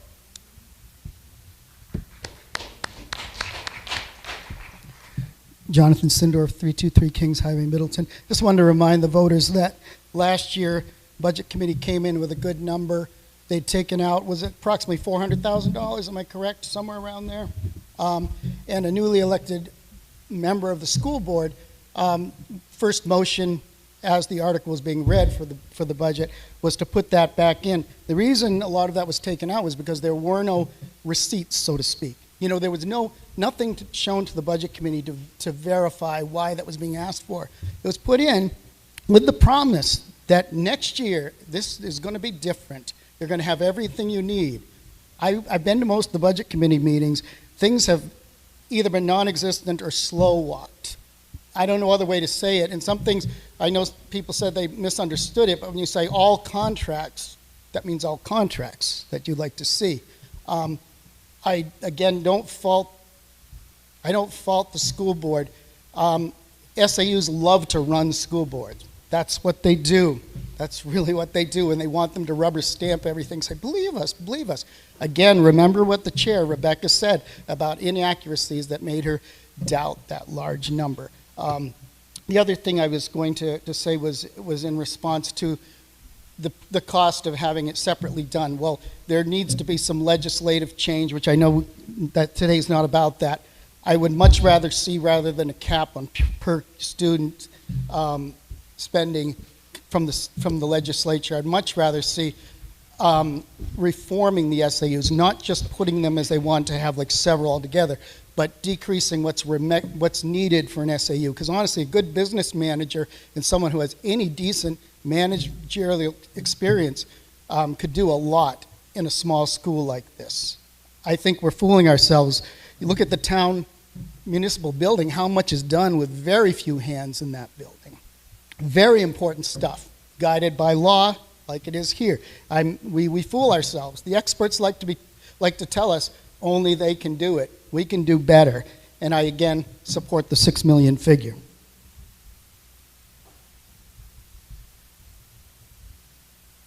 Hi. Antoinette Canfield, 176 Ridge Road. I do have a question actually for the superintendent. Where exactly are the postings for the paraprofessionals? Because I looked on the town website, I looked on your district, I can find for special education teachers and substitute teachers and paras and a spare trip driver, but I see nothing posted for paras. Did you just say substitutes and paraprofessionals? Well, it says substitutes and paras, Correct. but it says position type substitute. To me, that doesn't say that you're looking for a para to stay and work as an employee of the school permanently. It's for substitutes and paraprofessionals. Okay. For Middleton Elementary. So I think that it needs to be presented a little differently, because as someone who has been a para and I have looked, I even checked on School Spring to see if anything was there and I missed it, that is extremely misleading. We'll take a look at that. Thank you. Thank you. Joe Bailey, 24 Silver Street, Middleton, New Hampshire. To you guys, we have a contract with the SAU, correct? Yes, sir. We pay how much money a year? Roughly $300,000, a little bit less than that? Yep. So during this whole process, all you hear is, we ask for information. You don't get it, you don't get it, you can't get it because they don't have it, because whatever. You have your subcontractor right here. Why don't you ask them the questions right now, how come you can't get the information you need to do your jobs the proper way? They're right here. Ask them. I want to know, how come you people cannot give information every year through this budget process that we have to sit there and pull, drag, and beg for information to do their jobs so we can do our jobs as taxpayers? Any answers?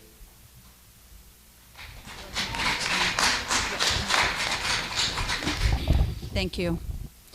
We have, may I respond? Yeah. Yes. Oh, thank you. So we understand the need for information every single month. As it's been put out to us at school board meetings, at budget committee meetings, sometimes it's through email, sometimes it's through right-to-know requests, sometimes it's verbally, sometimes it's notes from the school board. We have fulfilled every single request that comes to us. Sometimes it's the case that we are peppered with questions in real time. Even the person who is the most skilled and knowledgeable in numbers does not have those numbers all memorized. Some of them do take time to put together in a new document. So for example, the most recent request was about bus drivers and about the vehicle history. That takes taking information from different places within the SAU and different offices in order to put a new document together. So it may seem that it takes a long time, or that we're withholding, or whatever the excuse people are thinking that we're making. However, it's a careful process, and the last thing that we want to do is to misspeak, provide misinformation. As much as we are swimming in this information, we live it every day. These are our jobs, to work with salaries and contracts and benefits. That doesn't mean that, I can tell you, 3 years ago, this is how much one position made. Or 3 years ago, this is how much, a dollar amount for one vehicle sold. Those are things that we need to look up and put into a document for the school board. We work for the school board, and so when the school board makes those requests or we receive it from the community, we need to be able to have a little time to put some of that together. However, there is no unfulfilled request. We have fulfilled all requests of the school board and the community. Thank you. Okay, so I'm playing devil's advocate. Rebecca. Yes, sir. Is that true? Every request you guys have submitted as a school board in the format that you wanted it, did you get all the information you needed? Has every request that I've requested been fulfilled at all times? No. One big one for me, because I haven't been involved with the budget stuff, so I will let Heather speak to that, was communication. There have been numerous times there's been breakdowns in communication in which we made a policy a few years ago asking for a phone call. If there was something time sensitive, for there to be reach out to us and let us know that there was a time sensitive email that we needed to respond to, because there have been times in the past since I've been on the school board that something has not been approved or we've missed an opportunity because of a breakdown in communication where someone didn't know to check their email. That has not been fulfilled. So that is something that we are continuing to discuss. As far as the budget information, I'll let Heather address that. Yes, back in the fall when I had reached out to the SAU and said this is what the budget committee recommended after going over with them what they were looking for, I said they want proof of every single expenditure on the budget. They want. I don't think they can hear you. Can people hear me or no? Okay. They wanted proof of every single expenditure on the budget. That means all of the bills, all of the invoices, all of the contracts, everything that you would give to your accountant to audit you is what they want. That was my directives. I thought that was on what was provided to the budget committee back in the fall. When I found out it wasn't, I reiterated my request again between the first and the second budget committee. Obviously, there was 1 week between the first public hearing and the second public hearing. While the SAU did get back to me with the answers to questions on the budget items, they did not provide the documents. I have since received the contracts. I have provided those to the budget committee. I haven't gone through them to see if that's all of them, whether or not we need more, but we are still waiting on all of the invoices, all of the statements, all of the bills, and everything else that verifies and backs up that documentation.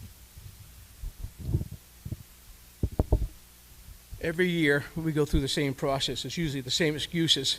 We don't have the information. Governor Wentworth, as superintendent, basically you all know every year what they look for information. I'm not asking to the very penny, whatever, but sometimes a misguess that's close is better than no information whatsoever. Okay? At least that's something to work on. Now, up on the board, all these proficiencies and stuff like that. As a former manager for Irving Oil and another gas company and stuff like that, I was in charge of like multi-million-dollar budgets. And I can tell you right now, if I had employees that were working at that percentage, they'd be fired. So, you want to take these kids out, you want to get these kids at 30%, put them out in the world against another elementary school where their numbers are in the 70s or even the 60s, I'm going to look at those guys first before these kids ever get a chance. Okay? You're not educating them up to the standards that they need to be at. You need to bring it up. I don't care how you do it. Okay? It's all excuses at this point. Okay? If there's a solution, we all need to get together and find it. I don't have the magic answer either. But at the same token, this can't continue down. Okay? We built the school in 2015 on certain premises and promises. They've all gone away. Okay? So now it's just become a money pit. All right, and you know, at some point, it's gonna give. Okay, so having said that, I'm voting for your default budget, straight up, because you don't deserve. If you can't answer the questions now, why do I want to give you any more? You can't justify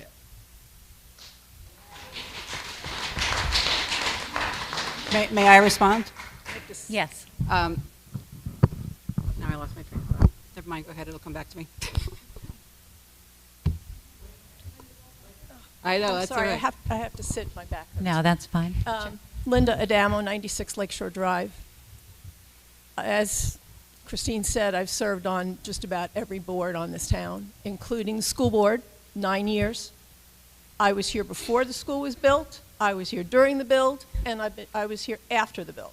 And I've started coming back to meetings, and I gave up because, as we say in Italian, nothing. The lack of communication is astounding.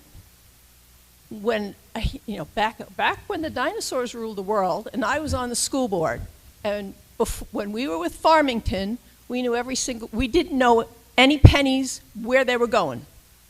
We broke away, we started our own. We did have the SAU in Wolfboro, different people. I was liaison to the budget committee for 2 years, representing the school board. I went to every budget committee meeting. At every school board meeting, we were given the financials of every penny that was spent and where it went. I could tell you which bus needed a side mirror. I could tell you how much these curtains cost. We knew everything. You come to a school board meeting now, you get very bare financial information. None of it is given to the people in the audience. I don't know what the school board sees, but I could tell you, I knew the expense of I knew which bus was going to go in for service. I knew everything that was going on. You could go to any school board member and ask a question about the budget, and we could answer it. And that's while a building was being constructed. Nobody, you do not see that here. They're not attending the school budget meetings. They're not holding the SAU feet to the fire. And let me give you a real good shocker. I'm your elected school district treasurer. They won't give me access to any financial information.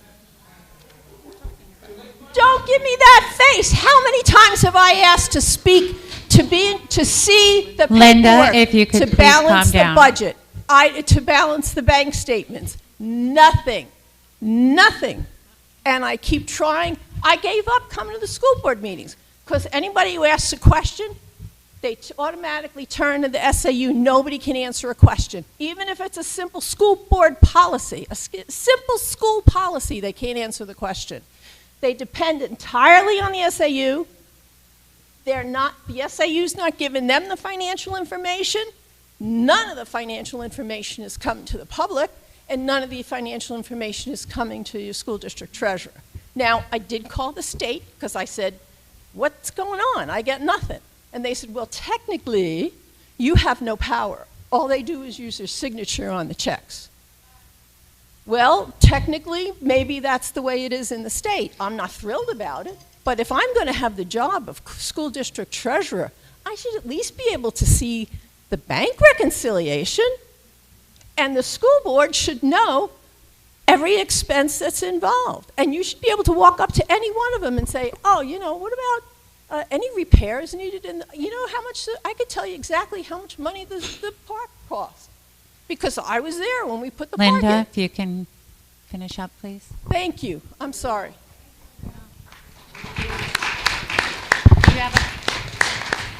Do you have a question in the back, or can you hear? I can bring you the microphone if you'd like to speak. Get her a microphone. She can.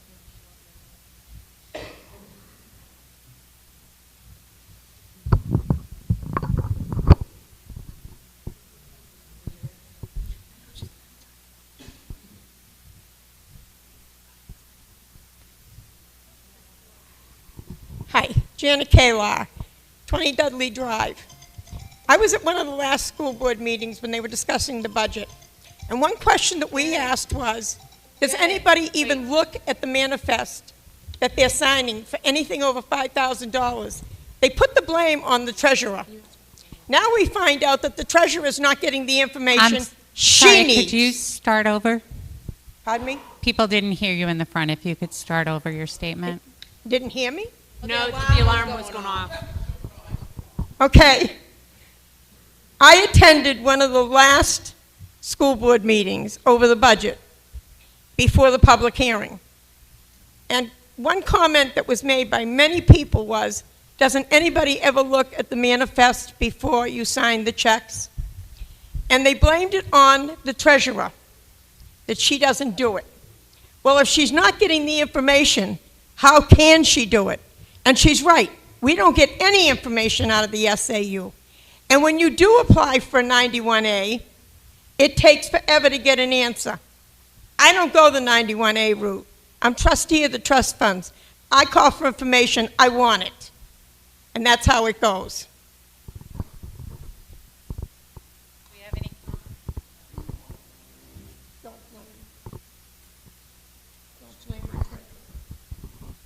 Thank you.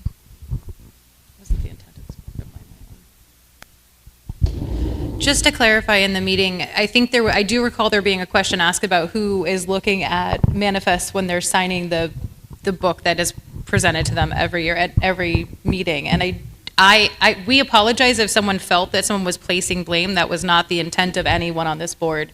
I think what they stated was they look at the information they're provided and then sign the manifests as if we ask questions if there are any. And but I apologize if you felt that any blame was placed on someone else. That was not our intent.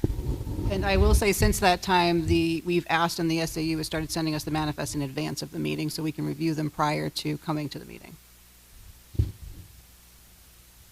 Thank you. Hi, Amy from 36 Nicola Road again. I'm hearing a lot of angst about communication, and so I'm going to respectfully ask from the SAU that we try to be more transparent with our community. At the same time, it is a contract, and these questions should have been asked and been able to be transparently discussed when we signed the contract with the SAU. Once the contract amounts are fixed, we have no real right to even ask for all of that information because it's the contract. We pay this amount. Beyond that, I've heard mention of the state. I think that we as taxpayers and as parents and as educators are put between a rock and a hard place in the state of New Hampshire. It is not fair for us to have to be deciding between the education of our children and the maintaining of our homes. And the state of New Hampshire has been found guilty by the Supreme Court on multiple occasions over the last 20 years on not providing a free, appropriate public education. And they haven't done anything about it. And they even have laws that are in place to be able to make that happen. For instance, it is in the law that when a municipality has an excess, which does happen in towns like Hampton and other wealthy towns, that is supposed to go back to the state to help provide funding for small towns that are tax poor and that have a huge burden to provide education for their students. And the state has allowed those towns to keep that money. I would support a lot of this energy and angst into applying to the state, to suing the state because they are not taking care of our children. It is really not fair for the state to put us in that position. And I'm really sad that our community that I love has to be going through this kind of angry and dissatisfied deliberation because the state is not pulling up their weight. When they actually could have the funding to do it, they're just not bothering. And that wouldn't even impact us as a state that doesn't tax things because it's literally coming from one pot going to another. I do want to reiterate that if there is special education funding that needs to happen, that is not budgeted for, it will be coming again out of the trust funds.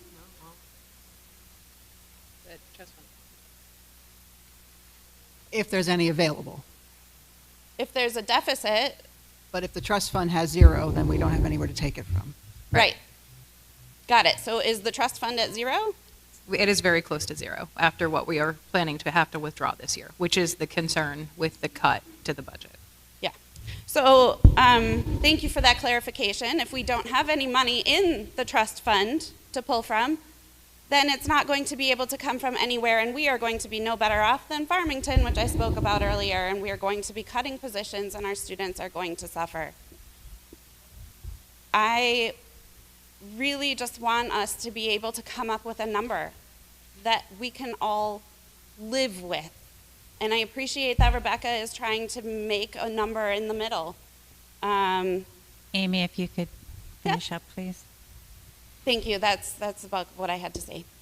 Thank you. Thank so you. Again, I just want to reiterate the change that I made in this special education is not because I don't value special education. I do.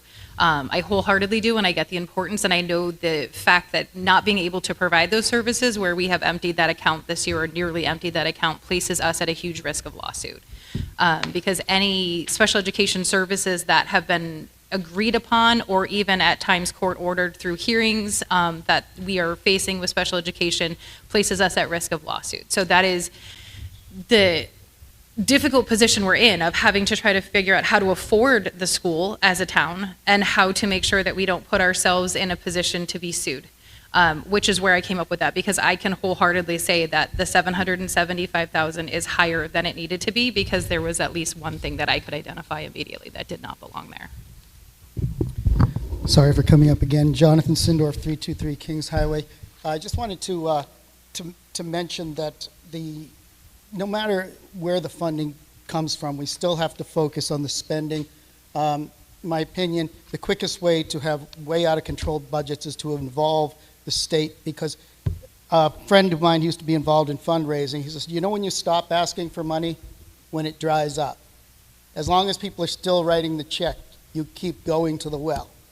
And they've been going to the well a lot here. So I think we have to recognize, let people know that we have a line that we're not willing to cross, that it makes sense for us as taxpayers to expect certain expectations of the people that we have in charge of the school.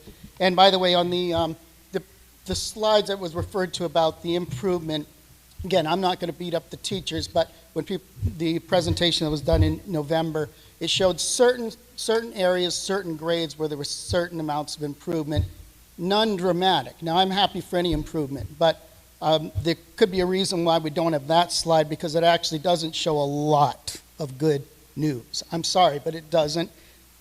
You know, ideally, we'd have some other better means of measuring things, but we don't. It's what we have. And I'll tell you, if a school district does have great proficiency grades, they'll be selling it. They say, hey, look at our proficiency. So it's ironic that when we don't have it, we say, well, that's a bad way of measuring it. Well, it's what we got. It's what we got. And nothing against the teachers, but again, it's the SAU that drives the curriculum. It is. Once again, my name is Madeline Fucciano, and I am on Nicola Road. I don't think I mentioned that before. I am listening to all of this, and I get that there's numbers and there's budgets and there's boards and everything like that, and someone's going to take a pay cut because of us asking you guys to take a pay cut. But for sure, we cannot let our teachers take a pay cut, because me being here physically and seeing what goes on in the school, they are doing their best. They're like soldiers, all right? And I know that everybody here today wants to get out of here soon, and we're going to vote on what we're doing, right? But I have a child who can't get an IEP, who is in Massachusetts with an IEP, but I came to New Hampshire, and I can't, they won't give me an IEP. My son has infant trauma, that he's learning disability, is distraction. He takes away from the teacher's time, and we've been struggling with him to do the right thing by trying to control it, but he needs what? Special education, right? A simple fact, this child does math, does English, does all of that. He's not even reaching up to those numbers because he is stuck, okay? So whatever we do here as a community, the parents that left before they voted are really sad that people left, because we need numbers. Also, I wonder where all the parents with the special need children, and I'm not saying the ones that are here, because we do care about our children, we all do, we're parents, correct? There's a level of caring though. There is a responsibility as parents to not drop our children off to think that these teachers are daycare providers. Because I've seen it, and it's really, really sad that these children are not taught because there's not enough teachers. Now, there's behavioral lessons, there's respectful lessons. What happened to the American way? How kids don't talk back to teachers? That starts at home. And those children, parents, should be sitting in these empty chairs. My time is up, I guess. Can I just point out, Valerie? Yep, we have a I just want to point out that regardless of the budget, the teachers aren't losing any pay. They're under a union contract, so their salaries have been set for the next 3 years.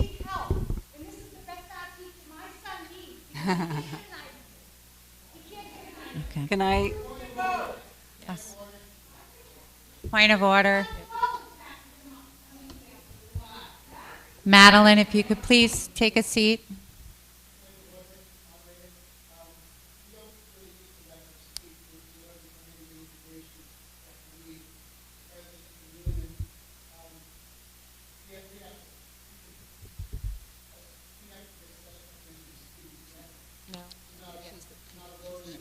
It doesn't matter. No, she has the right to speak at the meeting.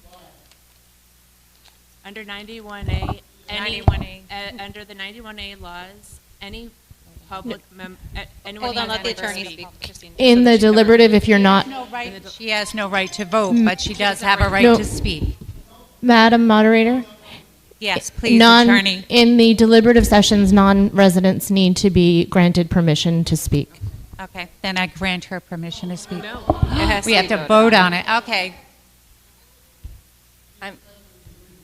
I'm Allison Hayford. I am the president of the Teachers Union, and I'm a resident of Ossipee. And she's the resident art teacher. Does the session, approve a motion? Okay. So I have a motion. Do I have a second? There's a second. There's a second. Okay. Now we need to Now vote. you need to vote. If you could do it by a show of hands. Okay, with a show of papers, please. So allow her to speak. All in favor? What? Just clarifying, Madam Moderator, this is for everyone voting in favor of her to the motion. Of her to speak. Yeah. Oh. Yeah. To allow her to speak. Okay. Do we have any nays? Okay. Favor has it. Okay, thank you. Thank you for the opportunity. I just want to bring our attention back to the discrepancy between what the school board has carefully budgeted for our school and what the budget committee has budgeted for the school, and that is a large difference. So we're talking about a difference of $452,000, and the teachers are interested in what that looks like. I know you mentioned about, I don't know what the school board gets paid, but the school bus driver and the school board, and I'm assuming that might be as much as $50,000. So where does $400,000 come from in this budget to the budget committee with all the contractual obligations that we have? Like, what does that look like? Is that for me? Do you want me to? Sure, yes.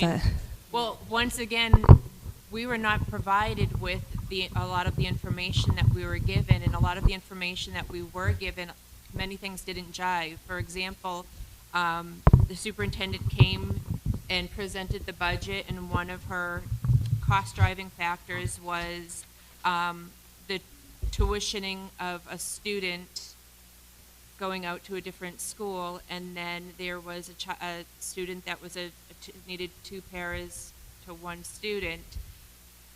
That student was the same person, so we had questioned many things that didn't jive, and we weren't given proper answers. We asked for the contracts to see where everything lied within.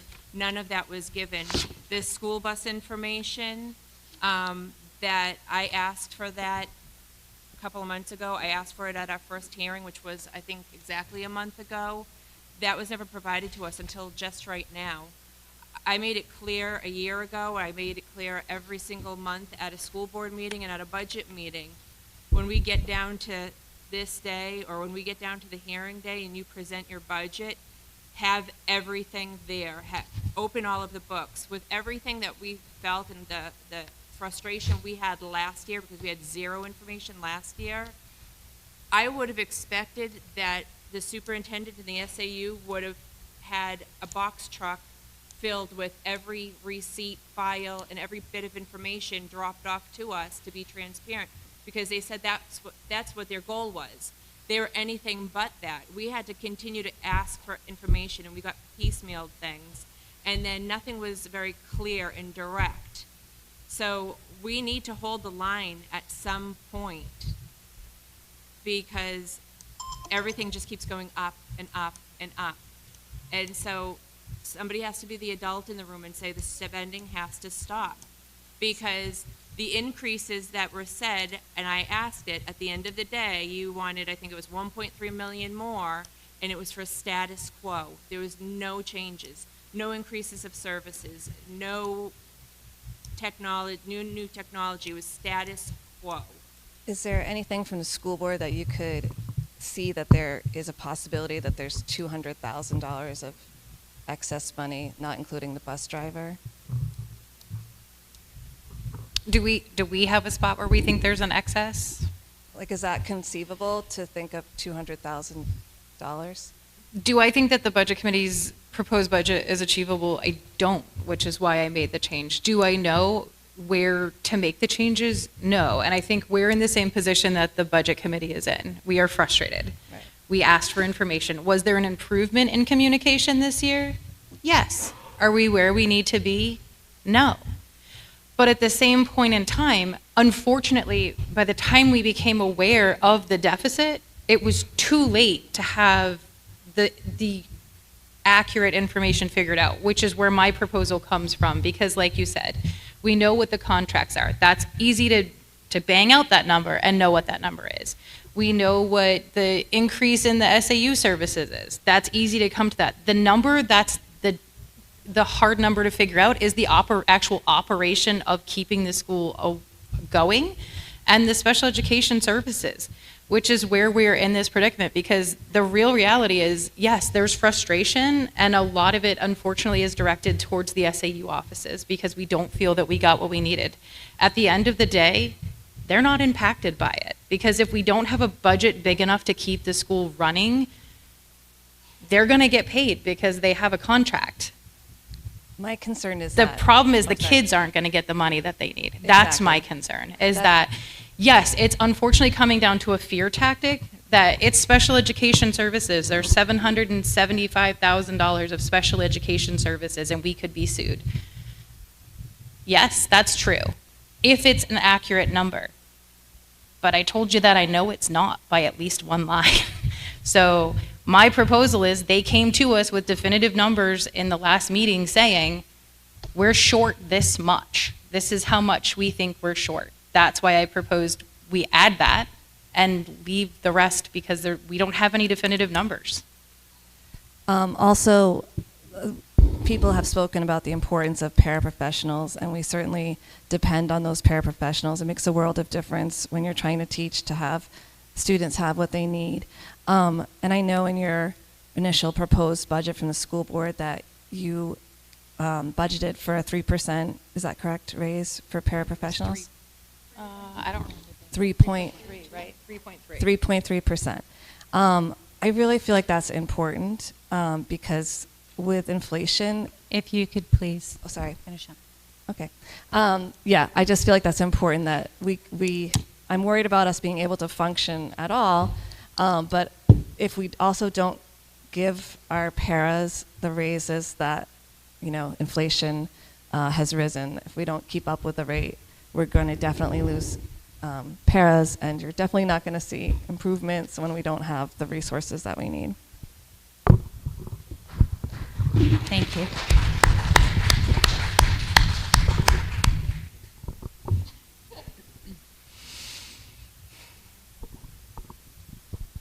Ann Donahue, 293 Pinkham Road. I basically just want to call the question. We have an amendment on the floor, and we've been talking about it and going round and round on a lot of things, which is great. But once this amendment is done, we're still in Article 2, and there's still an opportunity for discussion. So let's move the question. When the Please. Individuals are done asking questions, I will move it forward to a vote. Well, these questions can happen. None of this conversation is about the amendment, but okay. I'll make a motion that we move to vote. Anybody want to? Madam Moderator, you can do that motion, and you can also, the one person left in line can speak if it passes, and it needs a 2/3 majority. We're going to be talking about Article 2. We're not voting on Article 2.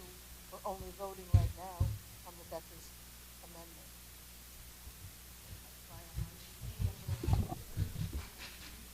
So we have a motion. I made a motion that we move to vote. After this last comment? I'd have to get another vote to have this last comment heard. I'll second the motion. Okay. All right, so we're moving to vote. it was seconded. So may I, Matt? Yes, please. So this will need to pass by a 2/3 majority, but if it passes, typically the person that is left in line is able to just make a statement if it is pertinent. Okay. So you can have the motion if it passes by 2/3, and then after that, it's done. Is it? All right, so we need to vote then. Yes. Okay, if we can have a motion to, So we have so Christine made the All- motion to vote. I second it, and then so we can move forward with voting. all right, so we're moving forward to the vote.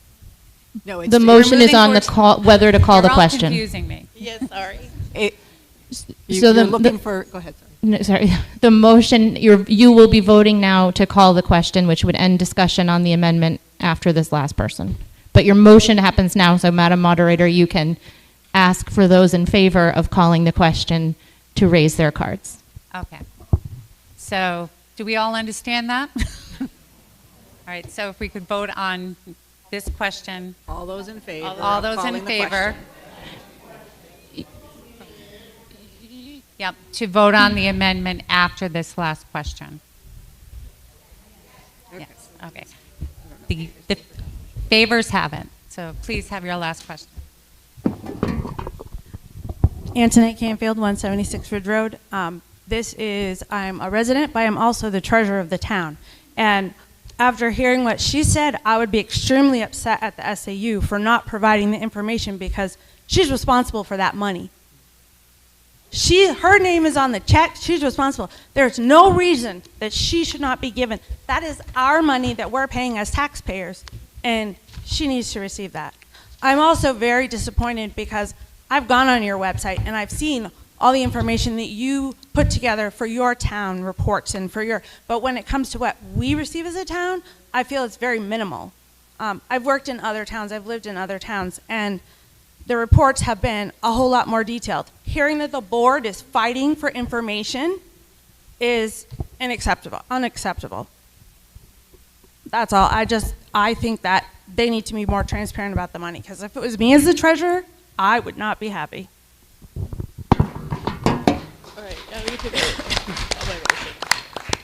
Okay, so now we're going forward to put a motion to vote on the amendment presented by Rebecca. So I'm going to read the full article with the changes. Article 2, the average cost per pupil for the preceding year is calculated in accordance with RSA 18975I. A is $19,699.60. ELA proficiency 32%. Math proficiency 39%. Science proficiency 43%.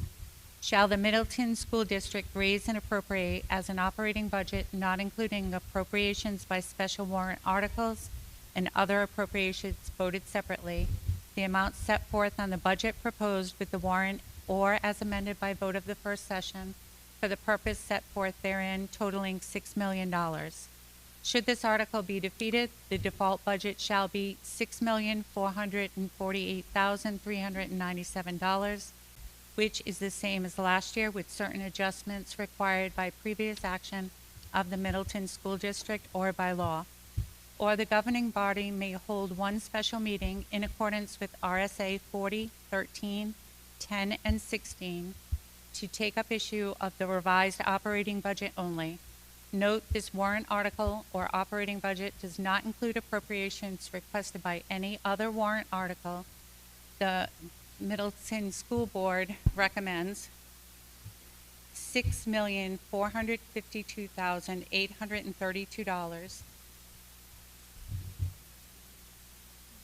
This was the motion that was set forth. That we started. I think Abby, it's the bottom number, right? The 6 million is what I'm amending, not the 6. You're amending the 6 million that was earlier in the article. So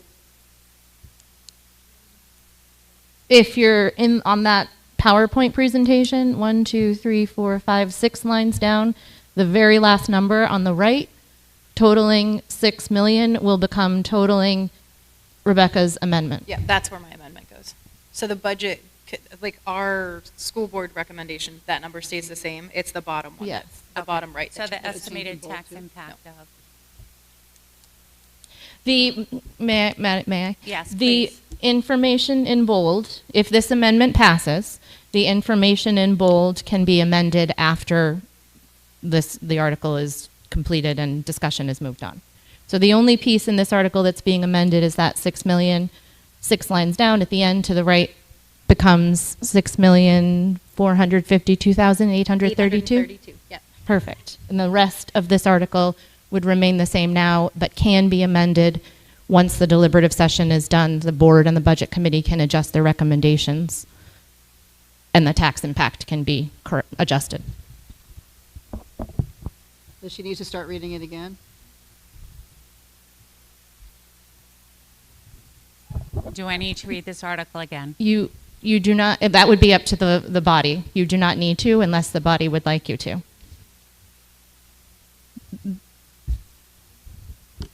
You are going to be voting whether or not to approve to change the 6 million to $6,452,832.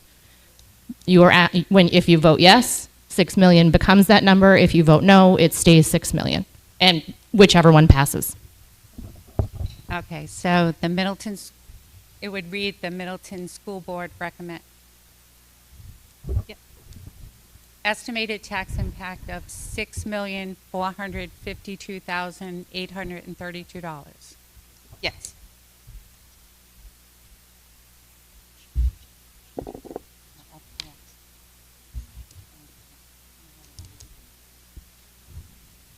Okay. I'm going to read this from the beginning because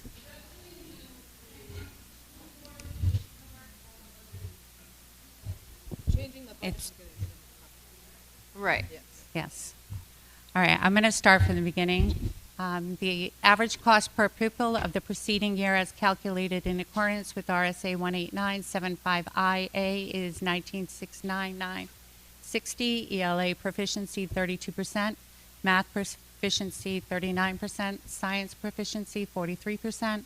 Shall the Middleton School District raise and appropriate as an operating budget, not including appropriations by special warrant articles and other appropriations voted separately, the amount set forth on the budget posted with the warrant or as amended by vote of the first session for the purposes set forth therein, totaling $6,452,832.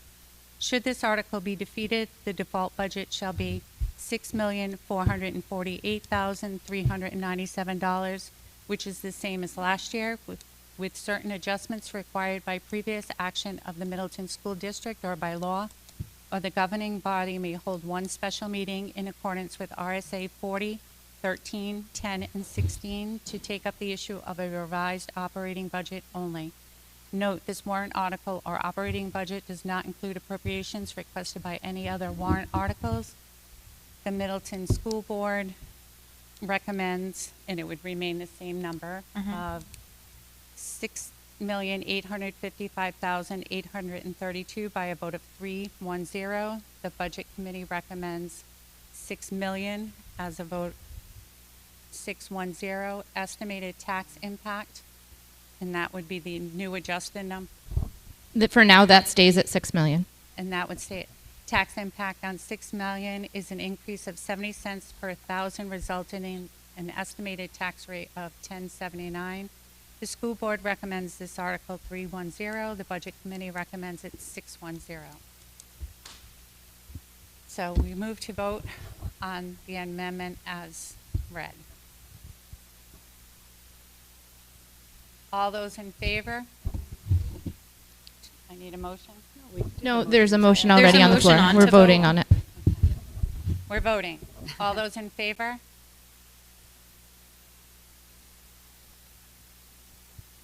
All those against, opposed? Okay, so that motion is not passed.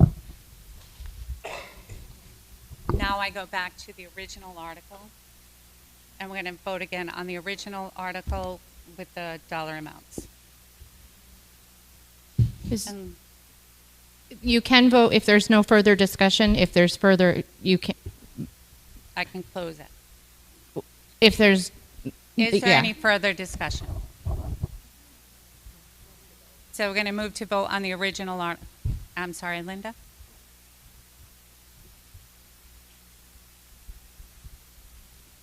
Linda Adamo, 96 Lakeshore Drive. My question to the board is, if this one gets voted down and we have to have a special session again to do another budget, what are the chances you think of getting a real budget in view of everything that has been said today? Do you think you'll be able to work with the SAU and get an actual budget that's real? I'm sorry, I'm asking them if this gets voted down on election day, they would have to have a special session to do another budget. And my question to them is, what are the chances that we'll get a real budget the second time around? Will they be able to hold the SAU's feet to the fire to get the information that they need and the budget committee needs so that we can vote at that time on a real budget? Thank you, Linda. Okay, I'm going to read the original motion so we may vote upon that. Article 2, the average cost per pupil for the preceding year as calculated in accordance with RSA 18975I is $19,699.60. ELA proficiency 32%, math proficiency 39%, science proficiency 43%. Shall the Middleton School District raise and appropriate as an operating budget, not including appropriations by special warrant articles and other appropriations voted separately, the amount set forth on the budget posted with the warrant or as amended by vote of the first session for the purpose set forth therein, totaling $6 million. Should this article be defeated, the default budget shall be $6,448,397, which is the same as last year, with certain adjustments required by previous action of the Middleton School District or by law, or the governing body may hold one special meeting in accordance with RSA 4013, 10, and 16 to take up the issue of a revised operating budget only. Note this warrant article operating budget does not include appropriations requested in any of the other warrant articles. The Middleton School Board recommends $6,855,832 by a vote of 310. The Middleton Budget Committee recommends $6 million by a vote of 610. Estimated tax impact on $6 million is an increase of 70 cents per thousand, resulting in an estimated tax rate of 1079. School Board recommends this Article 310. Budget Committee recommends this Article 610. All those in favor?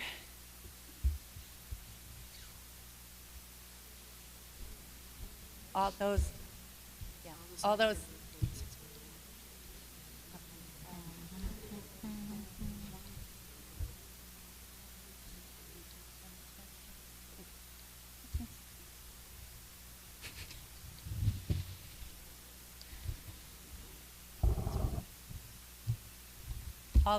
All those opposed? Okay. That article is passed. Moving on to Article 3. Not our amount. Who was to talk this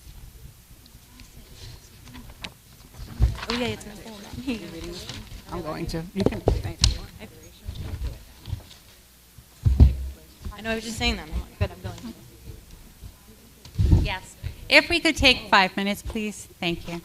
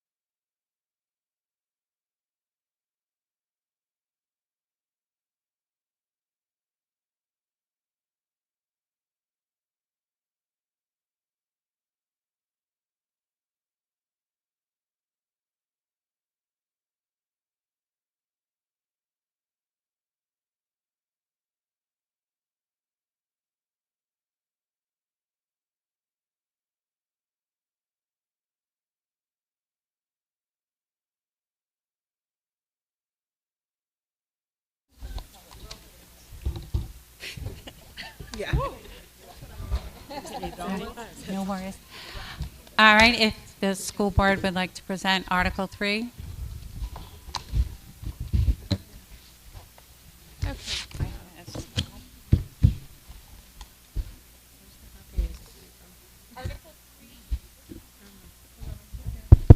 Mine's on.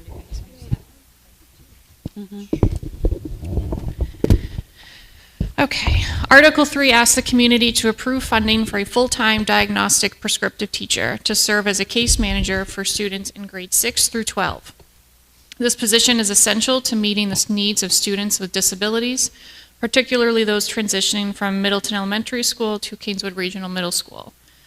The transition from 6th to 7th grade is a critical period for students receiving special education services. A dedicated case manager will provide continuity, individualized support, and consistent oversight during this pivotal time. This position will also overlap with one grade level at MES, supporting a smoother transition process while helping to alleviate the workload of the district's 2 elementary case managers, who are experiencing increased demands due to the growing and increasingly complex students' needs. Special education services are a legally mandated responsibility of the district. If this position is not approved, the Governor Wentworth Regional School District will still be required to hire personnel to meet these obligations and would assess Middleton for the costs associated. By approving this position directly, the district maintains greater oversight and control over the quality, consistency, and delivery of services provided to our students.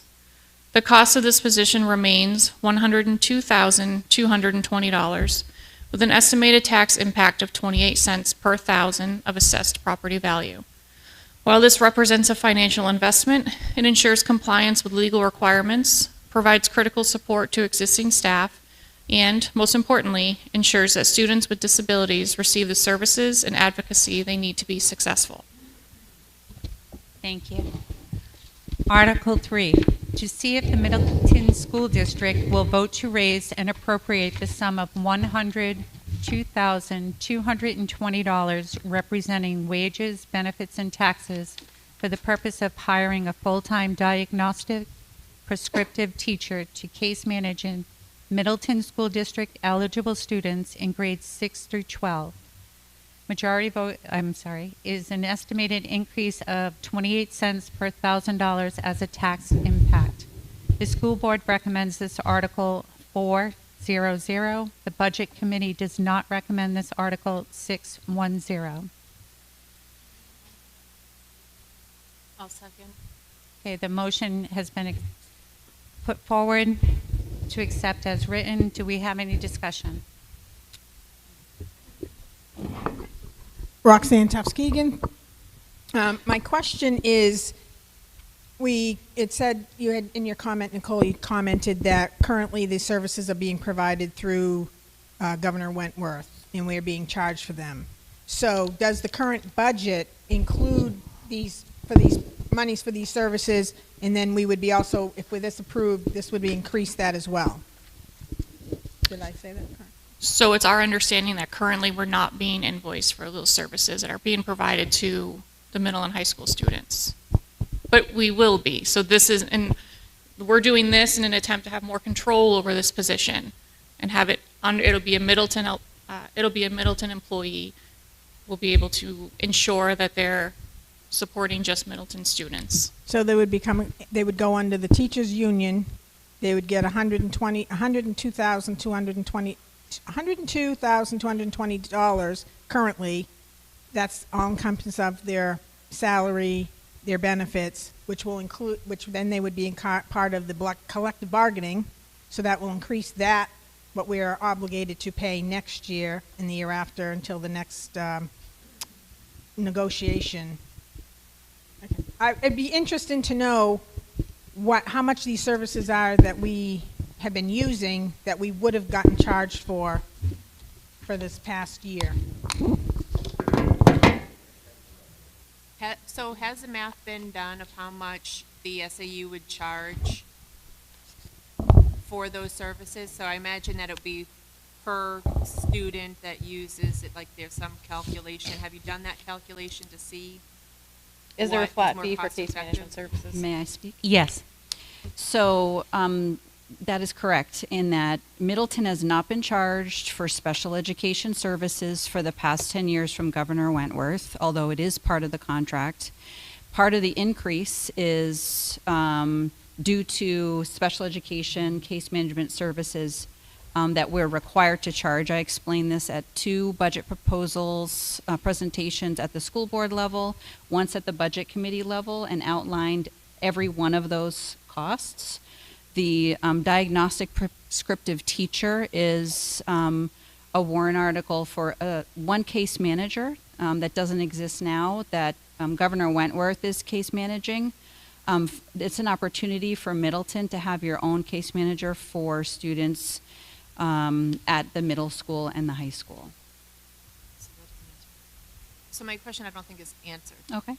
So the question is with the services that this position would provide, you've been providing it.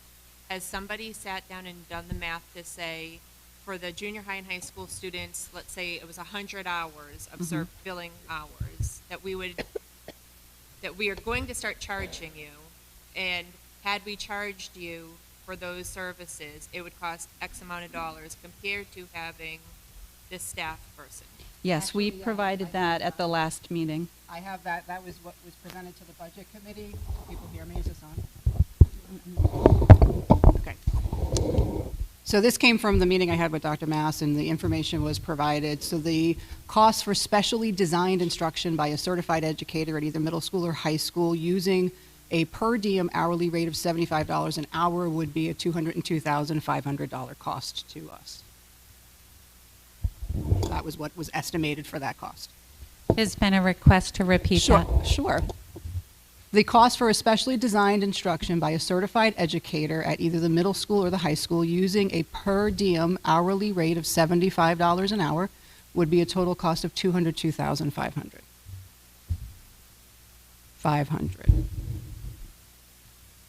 Is that based on the hours that were given for service last year? What we have here says the actual cost for special education related services in grades 7 through 12 was $231,352.50, which included that, plus the cost for services per hourly rate, PT, OT, special education consults, which is the difference between the two figures.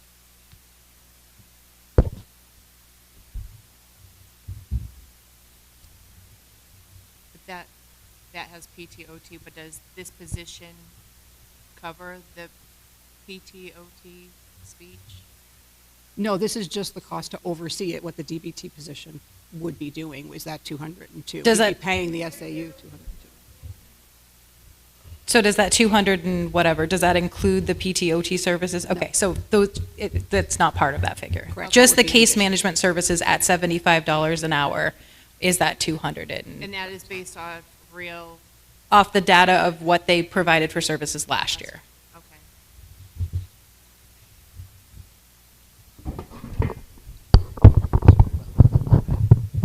Jonathan Sindorf, 323 Kings Highway. Has anyone seen any of the actual supporting documentation to say that that's an accurate number? Anyone in the school board? That's my concern.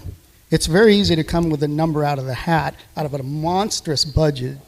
Has anyone actually seen anything to back that up? And if this position is voted on, who amongst the school board members will be able to provide some checking on that on a monthly basis to assure that that person is actually working that amount of time with only Middleton students? I'm sorry, but I just don't trust the SAU. Are you, just to clarify what you're asking, are you asking if this position were created? Right. Who's going to make sure that I hold them true to it. Yeah, I said Yeah. the same thing. I think we would have to talk through that in creating the position, and I'm guessing we can have some insight into that. Sure. But my proposal would be that that person is housed here. Right. And that they stay here and go up there for meetings to make Okay, sure good. that there's some differentiation. That makes a big difference, yeah. That would be my thought process, and I think I brought that up last year when we talked about this, would be making sure that they're collaborating with what's happening here, because as a parent of a child that has special education services Right. and went up there, she was lost. So I think there's huge value in making sure that whoever, if this position, this article is approved and we vote and the taxpayers say, yes, let's do that, they need to be here and going up there to collaborate when needed. But we need to make sure that the kids that are coming from here to there don't get lost. Gotcha. Because it is happening. Thanks for that answer. I think the other part of your question, John, was, has any of you guys seen actual numbers to what? Can you speak into the mic? I think John's other half of his question was, have any of you actually seen the numbers, how they calculated the 75 per hour? We've not been provided with an invoice, so I don't know. Yeah. Right?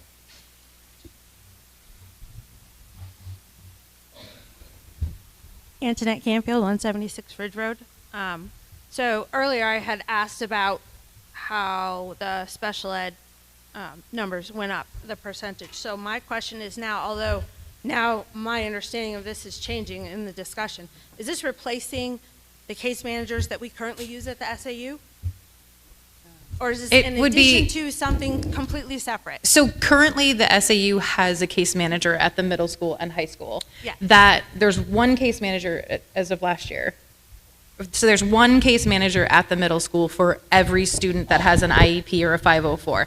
So I believe the caseload of that person was like 90 students, I think is what the number that I was given. So it's like 90 something students. So that one case manager is responsible for the IEP and management and facilitation of making sure that all of those students receive those services of 90 students in the middle school. No, I understand that. So it's presented as a 6 through 12 to help some Correct. kids transition, but we are currently paying for case managers.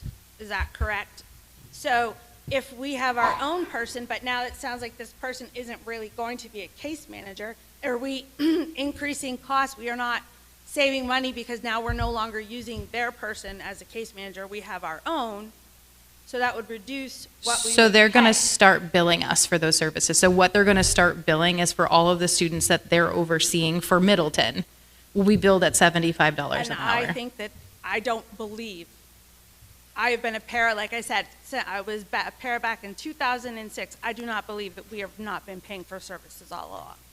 It's in there somewhere, but we can't find it because we're not given the information. But I think the reality is what they're telling us now is they're going to start billing us. So whether or not we've been having, it's been configured somewhere else, they're planning on adding $75 per hour for those case managers. But is it appropriate to add that much more if we're already paying for it? Because now, does that mean we're paying what we used to pay and then an added $75? Can I jump in? We don't know because we don't have that information. I hear you, but I think, and this is where I keep coming back to, the only ability we truly have to control our cost is to keep as much as we can within this town. When we're asking to send our kids to other districts, we lose that ability. Their per pupil rate is $27,000. Our per pupil rate is 19. So the more that we can keep the more we can do to keep within this town. I agree. Allowed. So Completely. yes, I hear you. I We've do already not been getting think that services. This situation is good at all. We've already been getting services. Yes. Are we now going to be charged more for the same services we've been getting? Yes. Do I think the services that we've been being provided, not because they don't have the best at heart, but because the caseload of this case manager is impossible? I understand that. I've This is worked a in special education. Yes, I get This that. is a better value, and it does better for our students. So- Did the taxpayers think we can afford it? That's up to you guys. So But if they were to hire one, our contractual responsibility to them would increase for the $75 an hour. Is that what you're saying? Can I- Because I'm trying to No. figure out this money that, for this warrant article, Yeah. is, I'm assuming, not built into what we just passed in Article 2. Mhm. So So- if we are so it You can go. saves us nothing. Like, We I'm we sorry, have but we have math case isn't math. no, that's okay. We have case managers at the elementary school. That's in the Yes. budget. Yes. When you move to the middle Yes. school and the high school, that is currently covered by Correct. the SAU. I understand that. Our contract with the SAU says they're not to provide the special education services, we are. They just haven't sent us a bill yet. So what the bill was, because we asked, what would the bill be? And that was the 202,000 based on last year's figures. So that's where the DBT position would come in and take over what we've been getting for free from the SAU, but what they're going to start billing us for come next year. I still don't think that we're not getting billed, but okay. Janet, do you have a question in the back? Looking at the budget, and you have professional pupil services in here for $299,250. Won't that cover any of the things for this prescriptive counselor? That's for their management of the special education services, right? Is what that, so that. If you could talk into the mic, please. I'm on page 2. So pupil services, those are Professional pupil services, So you've got for $299,250. Yep. You So those can't- are contracted services for students that are required for students with IEPs, whether it's occupational therapy or behavior specialist. Well, wouldn't It's the- not. This position is not in the budget because in a warrant article it has to be separate and not All right. included in a different warrant article. Okay, thank you. Thank you. Dave Mayer, 350 Route 153. So you're saying it's 202,000 a year? That Heather gave that number. I apologize. It That was the number we were given by the Okay, Director of and Special that's- Education. That's 70. Let's see, $75 an hour. That's just under 2,700 hours, and that's a year, right? So let's just go a year and a half. Okay, give me a year and a half then. So that's basically you're looking at maybe 1,000, just over 1,000 hours a year from one person. 40-hour work week, working like summers off. I'm not sure, but math's not working for me. I know the 39%, but I think am I missing something here? That would be one position. Can you Is there any more of an explanation? The on question is like, I think you guys are getting overcharged. Or if you do the No, this $75. this was from- Or you're missing, or that person's working a lot more than 40 hours work week. Would you like me to respond to that? Whoever can address that, please help me on my math. Would you like here. me to respond to that? Thank you. Thank Yes. you. So the 200,000 is not just one person in Wolfboro. 200,000 is calculated by the case management and service delivery for all students 7 through 12. Middleton students with disabilities who require those plans and those services. So I think it was cited the caseload of the one DBT at the middle school, yes. At the high school, there's also case management happening. So it's all the case management for 7 through 12 for all of the kids from Middleton who have IEPs. And currently that is being taken care of by Governor Wentworth. So this is an optional outside of the budget warrant article that the community can decide if you'd like to support that. And how many employees are doing that job? So there are 2 DBTs at the high school. There's 1 at the middle school who are DPTs who have that position. The 200,000 was 300,000 divided by $75 an hour. The special education director reduced it from 300,000 to 200,000, and we put this in a warrant article instead. That was how we reduced by $100,000. And they haven't billed us for it yet? Correct. Seems to be their problem, not ours. So I guess what would have been nice to have seen is if you took last year's information and mocked up an invoice to say 50 students, I don't even think that's an accurate number, but if you said, we had 50 students that received these services, broke down the hours, broke down the hourly rate. If you broke that down so people could understand it a bit clearer, I mean, I'm in favor of that, especially where it's like the 6th through the 12th, but I want to see how it's going to financially work in our favor. I mean, I see how it can work for our kids, but also if we can financially afford it, if it's sustainable, because that amount's going to continue to go up. Okay, do we have any more comments or discussion on this article? Can she answer that? Is that, I mean, is that It was, something that you could potentially let us know? So we presented all of that with the special education information. We can resend that to you. We broke down the services for the students. We broke down the costs. We provided the information line by line for increases of the special education services and positions. But that is certainly that we can reshare. So, as a parent and a school board member, I would really, really encourage us to consider creating this position. I encouraged it last year. It was not voted through. As a parent of a child who went from Middleton Elementary School up to Kingswood, which is an amazing place for a child that fits in that situation. My child went from being one of 19 students to one of 184 from her 6th grade class to her 7th grade class. It was mind-blowing for her. There were staffing shortages and they didn't have the ability to provide her services.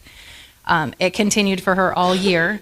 When we went to the first IEP meetings, I was told they were really sorry, but no one was at the ones before, so no one knew if what I was telling them was true, and it wasn't written that way, so unfortunately those services wouldn't be provided for her. This position would ensure that that never happens. Fast forward, because nothing was able to be figured out, we ended up in a due process hearing. It was found that they were not providing my child an education and she was sent out of district. That is the cost-saving fact for this. That will prevent that happening in a lot of situations because there will be a person that has a manageable caseload that knows the kids from this school to that school that will be able to decrease the risk of that happening and sending those special education costs so absorbently high. We need to do the best we can to support our kids in our school, and by doing that, we decrease the risk of huge out-of-pocket expenses. So I wholeheartedly feel if we had this provider in place, a lot of what happened for my child wouldn't have happened, and the cost of our special education services would actually be lower.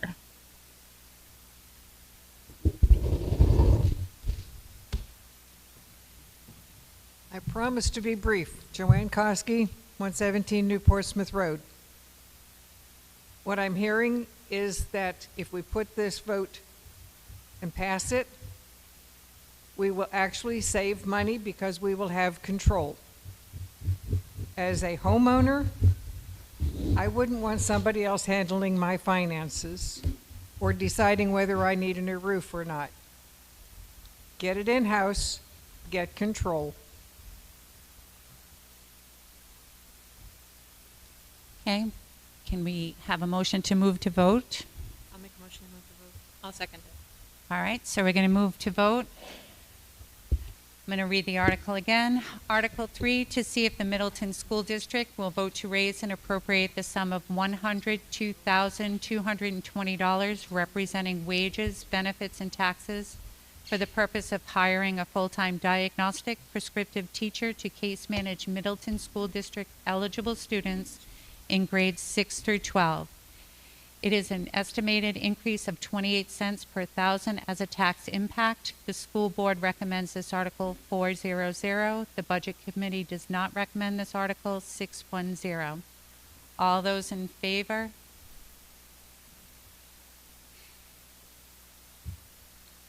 All those, sorry, I didn't turn around. If you could raise your hands again. If you're in, all those in favor, if you could raise your hands. Thank you.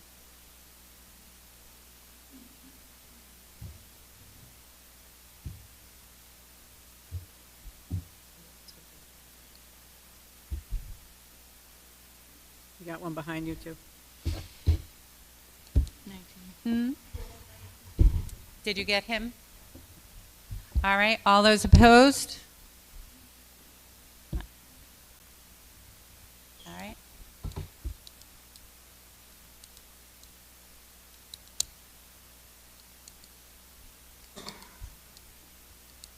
All right. Opposed has So there's a motion to restrict reconsideration for Article 2. It has been seconded. I need to put that to vote as well? Yes. All right.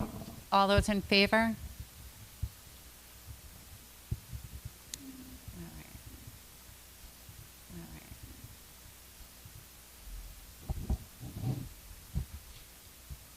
All those opposed? Okay, that motion has been passed for restricting reconsideration. For restricting reconsideration. All right, so now where am I? All right, so we're going on to Article 4.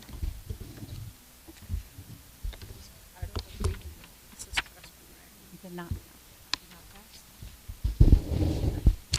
A small district without the economy of scale of one unanticipated out-of-district placement can put the entire budget in the red.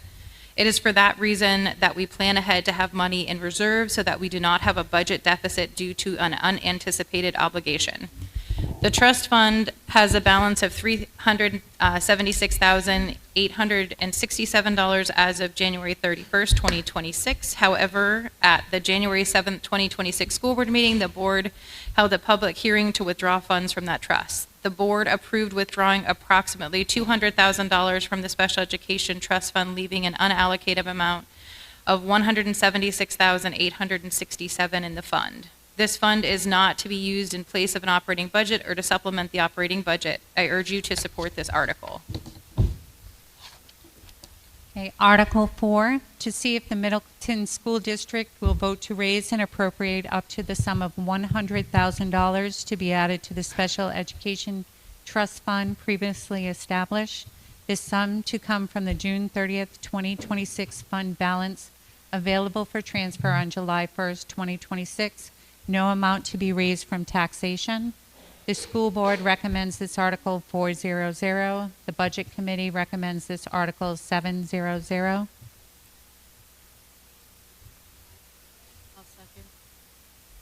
Okay, we have the motion seconded to be voted upon. All those in favor? All those opposed? Motion is passed. Move on to the Article 5.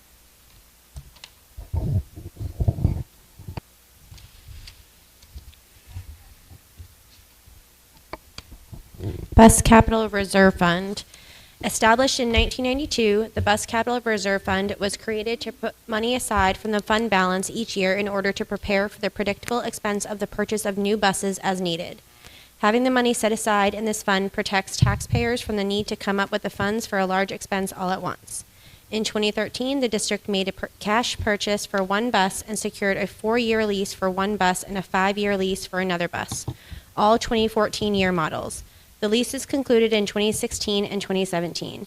In 2019, the district entered into a 4-year lease, which ended in July of 2022. One van was purchased in 2015 and another in 2016, both for cash. Using an ESSER 3 federal grant, and a wheelchair bus was purchased in 2023 and a full-size bus was purchased in 2024. Buses have an approximate lifespan of 10 years. The district presently owns 2 full-size buses and 1 wheelchair bus. The vans the district purchased in 2015 and 2016 were both taken off the road at the end of June 2025 due to transmission issues and were not drivable. The district will be looking at a bus purchase this year, which makes the building of this trust account more important. The purchase of buses is a very predictable expense that makes sense to prepare for each year. As of January 31, 2026, the Bus Capital Reserve Fund has a balance of $145,882. A replacement bus costs approximately $135,000, and a replacement van costs approximately $51,000.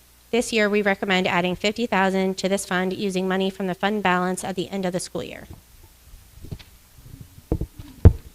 Thank you. Article 5, to see if the Middleton School District will vote to raise and appropriate up to the sum of $50,000 to be added to the Bus Capital Reserve Fund previously established.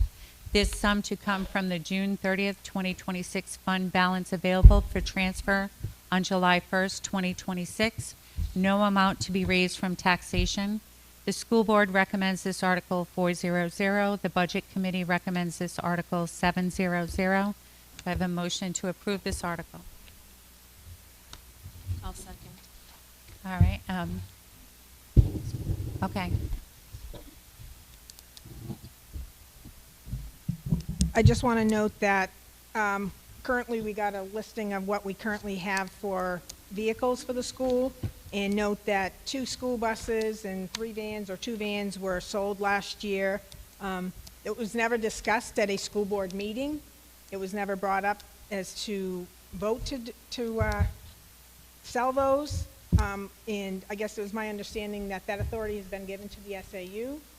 Is that the only authority the FAU has to do, is to, to purchase our buses and vans and such? And would that not be discussed at a board meeting to go ahead and sell those vehicles or buy a vehicle? And just to note that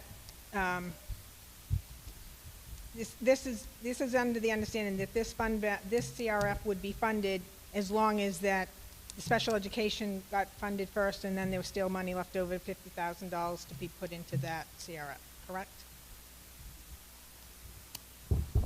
Is there any comment, please? I can answer the last question if you would like me to. Thank you. Yes, the Article 4 would be funded first. So there is a policy from November 8th, 2017, district property sales and disposition. The Middleton School Board authorized the disposition of obsolete items by the superintendent or designee according to the following priority actions: by selling to the highest bidder or whatever other business arrangements are in the best interest of the district; when practical, by donating the items to charitable organizations and schools; by giving them to local citizens; by removing to local dump or recycle center. Sale of real estate will be by vote of the electorate of the Middleton school districts at the end of an annual or special meeting. That's what the policy says. Nothing about reporting back or anything like that. And that's been in place since 2017. 2017, correct. Agreed. Yes, we did not find out about the sale of vehicles until Heather and I were meeting with the bus drivers, was when we became aware of that. But per the policy that was in place, I think we can amend it to ask for something different now that we're aware of it, but yes, that is accurate. Okay. Joe Bailey, 24 Silver Street, Middleton. Last Wednesday, I asked some questions to the SAU. Okay. We got a nice little piece of paper about the buses and stuff like that. It was great. But that's only part of what I asked for information, so I'm going to ask now for the information. Where did the money from the sale of those buses go to? It comes up to $36,538. So I'd like to know where that money went to. Just so you're aware, the original document was an Excel spreadsheet that was emailed to the school board. That did include that information. However, the Excel spreadsheet was turned into a PDF, so those facts didn't come through. It's a note that I put in an Excel cell. All but the 2 at the very end, so the 2 vans that were sold this fiscal year, that money went to the sale of the loss or the gains of a fixed asset. All the prior years went into the miscellaneous revenue account, which in turn goes back to the taxpayer to offset the tax rate. So it goes into the general fund, basically. Correct. So instead of taking that money from a bus sale and putting it back into the capital reserve where we could use it to help buy a bus, you put it for other things other than what it was intended for. I don't want to get in a back and forth, but the warrant articles that we've had that say put money back into the bus fund using unreserved fund balance did happen. It was not excluded. That's why it's unreserved fund balance. In a miscellaneous revenue account, if there's excess over what was estimated, then yes, it goes back. Good. Are there any other questions?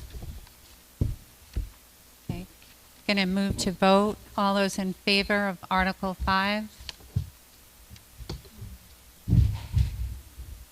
All those opposed? Motion is passed. Moving on to Article 6.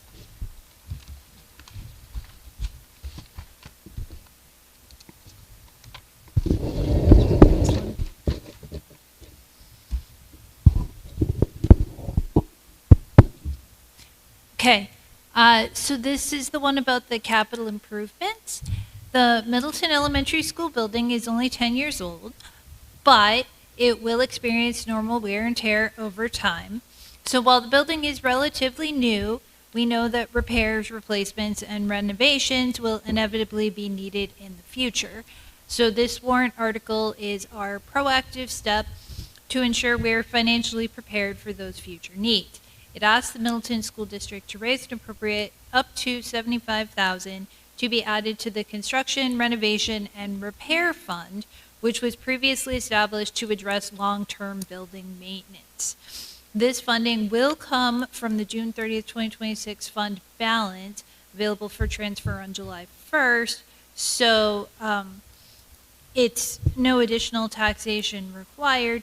And by approving it, we can continue to build financial reserves to cover future repairs and replacement so that there wouldn't be a significant financial burden if something were to break. As of January 31st, 2026, the fund has a balance of $274,257. The board approved at the September 2025 public hearing to withdraw money for a large repair to the water system. Therefore, the unallocated amount in this trust fund is $258,652. Continuing to grow this fund will ensure that we can maintain Middleton Elementary School as a safe, functional, and effective learning environment for our students for years to come. I encourage you to support this article as proactive and responsible approach for maintaining the building without adding additional tax burden. Thank you. Article 6, to see if the Middleton School District will vote to raise and appropriate the sum of $75,000 to be added to the construction, renovation, repair fund previously established. This sum to come from June 30th, 2026 fund balance available for transfer on July 1st, 2026. No amount to be raised from taxation. The school board recommends this article 400. The budget committee recommends this article 700. I'll second. We have the motion seconded to be put to vote as read. All those in favor?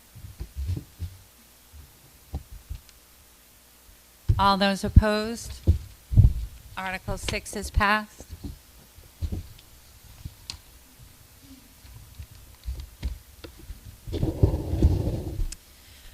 Article 7. Article 7 asks that the Middleton School District add up to $300,000 to the Special Education Trust Fund, which was previously established to support special education services. This funding will come entirely from any additional revenue the district receives this year, including Medicaid reimbursements and special education aid from the state of New Hampshire. It will not require any new taxes for residents. Specifically, the funds will come from the June 30th, 2026 fund balance, which will be available for transfer on July 1st, 2026. By adding to this trust fund, the district is taking a proactive approach to ensure we have financial resources available to support special education services for students now and in the future, while responsibly using state and federal funds that are already allocated for this purpose. In short, this article will allow us to strengthen our special education services program without impacting taxpayers.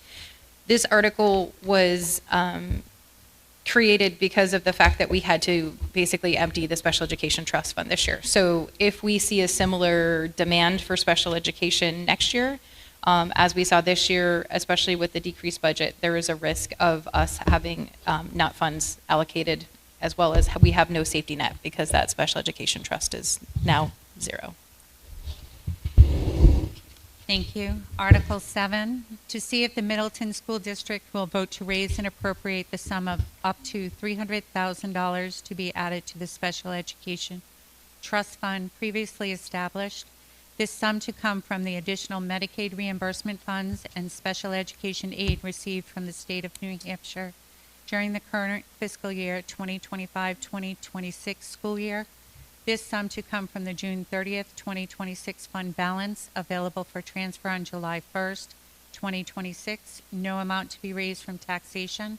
School board recommends this article 500. Budget committee does not recommend this article 520. Do I have a motion to? We have a motion to accept the article as read. Do I have a second? Thank you. Comments? Roxanne Tufts Keegan, 314 Route 153. It states in here the monies to come from additional Medicaid reimbursement funds, special education aid received from the state of New Hampshire during fiscal year 2025-2026. What was that amount that we received for 2024 to 2025? Okay. On the blue sheet, Kathy? In what line is that? Is that the other federal programs? Miscellaneous? So at the top of your blue sheet where it says revenues, state revenues, special education aid. So actual of 2025 was 13,783. I'd have to look in my computer. I think we received for this year the payment. I'll look to see if we have the actual for this year. It's a one-time payment. And then for Medicaid for last year's actual is 0. This year we've received, I think it's on the most recent revenue sheet that you received, there's $2,000 revenue so far this year. But let me check to see. I think actually. So with that, so it sounds like we've only received maybe 50,000 whatever to $300,000 to fund this capital reserve fund. And does this money get taken before Articles 4, 5, and 6? Yes. I can take the last part of that. Assuming that all of these articles passed, 4, 5, 6, and 7, they would be funded top down. Okay. Article 4 funded, 5, okay, etc. And do we think that we're going to get 300,000? No, we don't necessarily. We're just there. I think my original motion was for 100,000, but we voted to change it to 300,000 because we were withdrawing over 300,000. So it was not that we think we're getting it. It was just if something all of a sudden happened. But I mean, but given that what we've received previous year is like $20,000. When we made the warrant article, we didn't have that data. Okay. No, I'm just. So when we made the warrant article, I said, let's start with 100. And they said, well, if we're taking more than 300,000, let's go closer to that number. So we didn't have the data when we created the warrant article. We understand that there's not going to be the 300,000. That's why I was just asking. I didn't know where that number came from.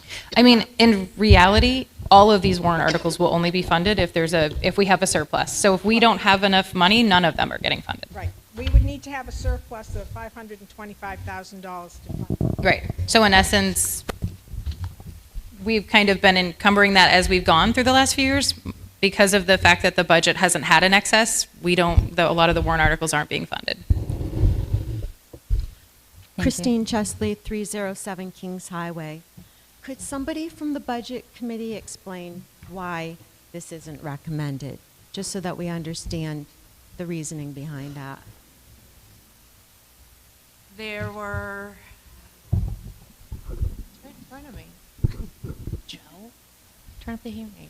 So there were a few different reasons.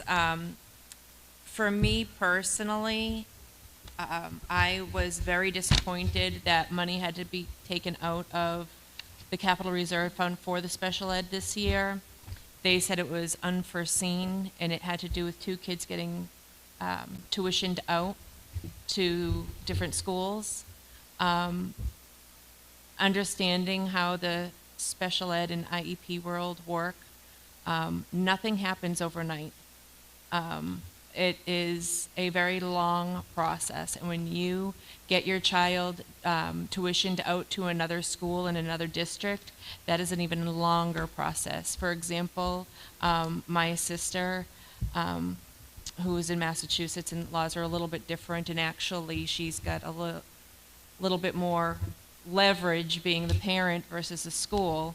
It took her almost 3 years to get my nephew into a district that could fit his needs.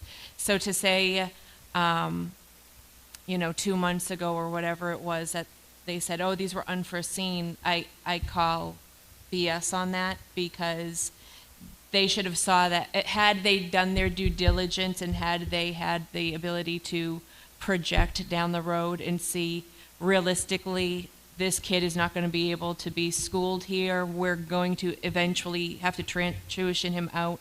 They should have better prepared for that move. I know districts, they will drag their feet because it is a very big cost to the taxpayer typically. But to say that was like, oh, we didn't know, especially when it happened mid-year, they knew because it takes time to write up contracts. So my feeling is where they were really not proactive and responsible with the money that we have given them to now start throwing more money at it, it's just going to keep costing us more versus addressing the behavior. My other concern is for the Medicaid reimbursement funds. If Medicaid is reimbursing for specific services, that money that is given back as a reimbursement shouldn't be going to anything but what it was being reimbursed for. So my question is if the way this warrant article is written, I would say that any Medicaid reimbursement funds would have to go right into here, but our attorney is saying that all of the other articles would be fulfilled. If Medicare reimbursement money is going into the bus, that's ultimately, I look at it as potential insurance fraud. So I actually... Are you going to amend? I do. I realized that when I read it. I said, no, this is not what we intended to do. that's not what we... So I am making a motion to amend it so that it reads, to see if the Middleton School District will vote to raise and appropriate the sum of $300,000 to be transferred directly to the Special Education Trust Fund previously established. This sum to come from additional Medicaid reimbursement funds and special education aid received from the state of New Hampshire during the fiscal year 2025-26. Parenthesis, period, strike the last sentence. No amount to be raised from taxation. That would then make it so that the money goes directly into the trust fund, does not go into operating budget, does not fall under what you're talking about, priority of order. Right. So my other question and concern so if we're taking the Medicaid reimbursement funds that we're getting now, and we're saving it to put into this capital reserve fund, how is that affecting the current running budget? Because shouldn't those reimbursements be help offsetting our operating budget? That is correct. And the way that Mr. Gary, who spoke at the public meeting when the board decided to have the lawyer draft this warrant article, he stated, and I kind of stated to him too, that every year I have to provide an MS-24, which is an estimated revenue document to the DRA. In that, I estimate what we expect to receive the following year for revenues. On your revenue sheet, Roxanne has it in front of her, I'm sure. I put it away. It's like 30, I think I put 30,000 for, can you read it?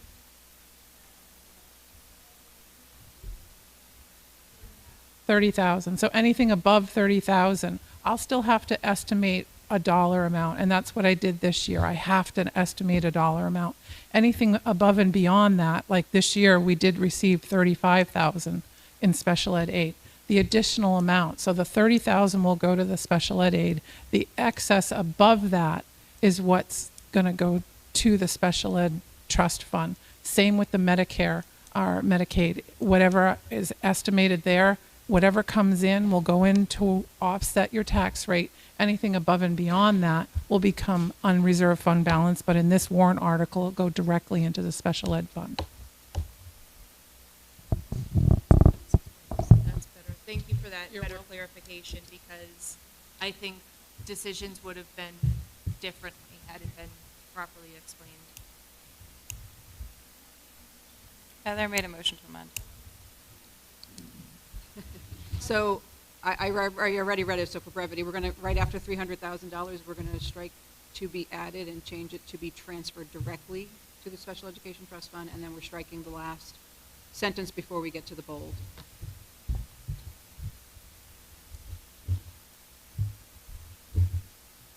Did we have a second on that motion? I'll second it. I think I said, Okay. So we do have a second. I'm going to read the motion that was seconded.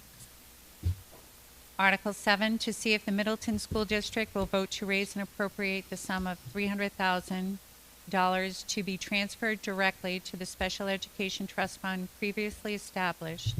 This sum to come from the additional Medicaid reimbursement funds and special education aid received from the state of New Hampshire during the current fiscal year 25-26. No amount to be raised from taxation. School Board recommends this Article 500. Budget Committee does not recommend this Article 520. Are there any questions? No. I move to vote. All those in favor?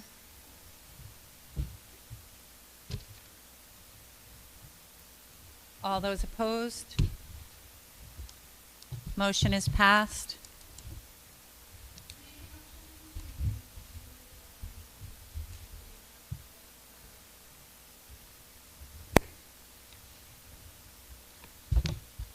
You make a motion? The descriptive teacher. The DBT. Did we have a motion to restrict that one, or was it only Article 2? Article 2 only. Okay. Do we have a second to reopen? I'll second it. All right, so we're reopening Article 3 for discussion. Let me read the article. no, we have to vote. We have to vote to reopen it? All right. Can we have a vote to reopen discussion on Article 3? All those in favor?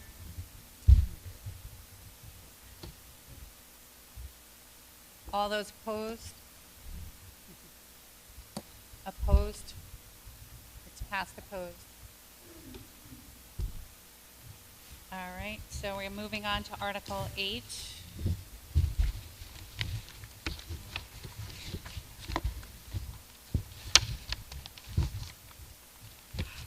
Okay, Article 8, to transact any other business that may legally come before said meeting. Is there any discussion on this? Yes. Thank you. Did we finish Article 7? We voted to amend it, but we didn't actually vote on the article, did we? Okay. Yes, I'm sorry. Oh, I'm getting tired up here. Okay, so I'm going to vote, moving to vote on Article 7 as amended. Do you want me to read the article again? Okay, all those in favor?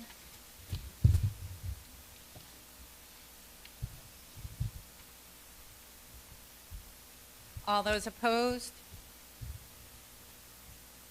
Article 7 has passed as amended. Thank you. All right, so again, moving on to Article 8, to transact any other business that may legally come before said meeting.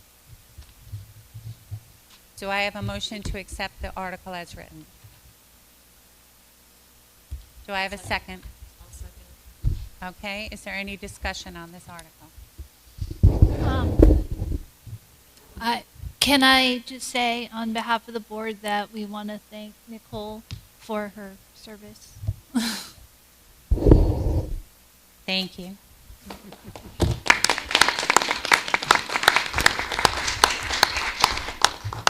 Okay, I'm going to move Article 8 to vote. We didn't do that yet, did we? All right. So all those. I'll second. Did we vote on 8? We didn't.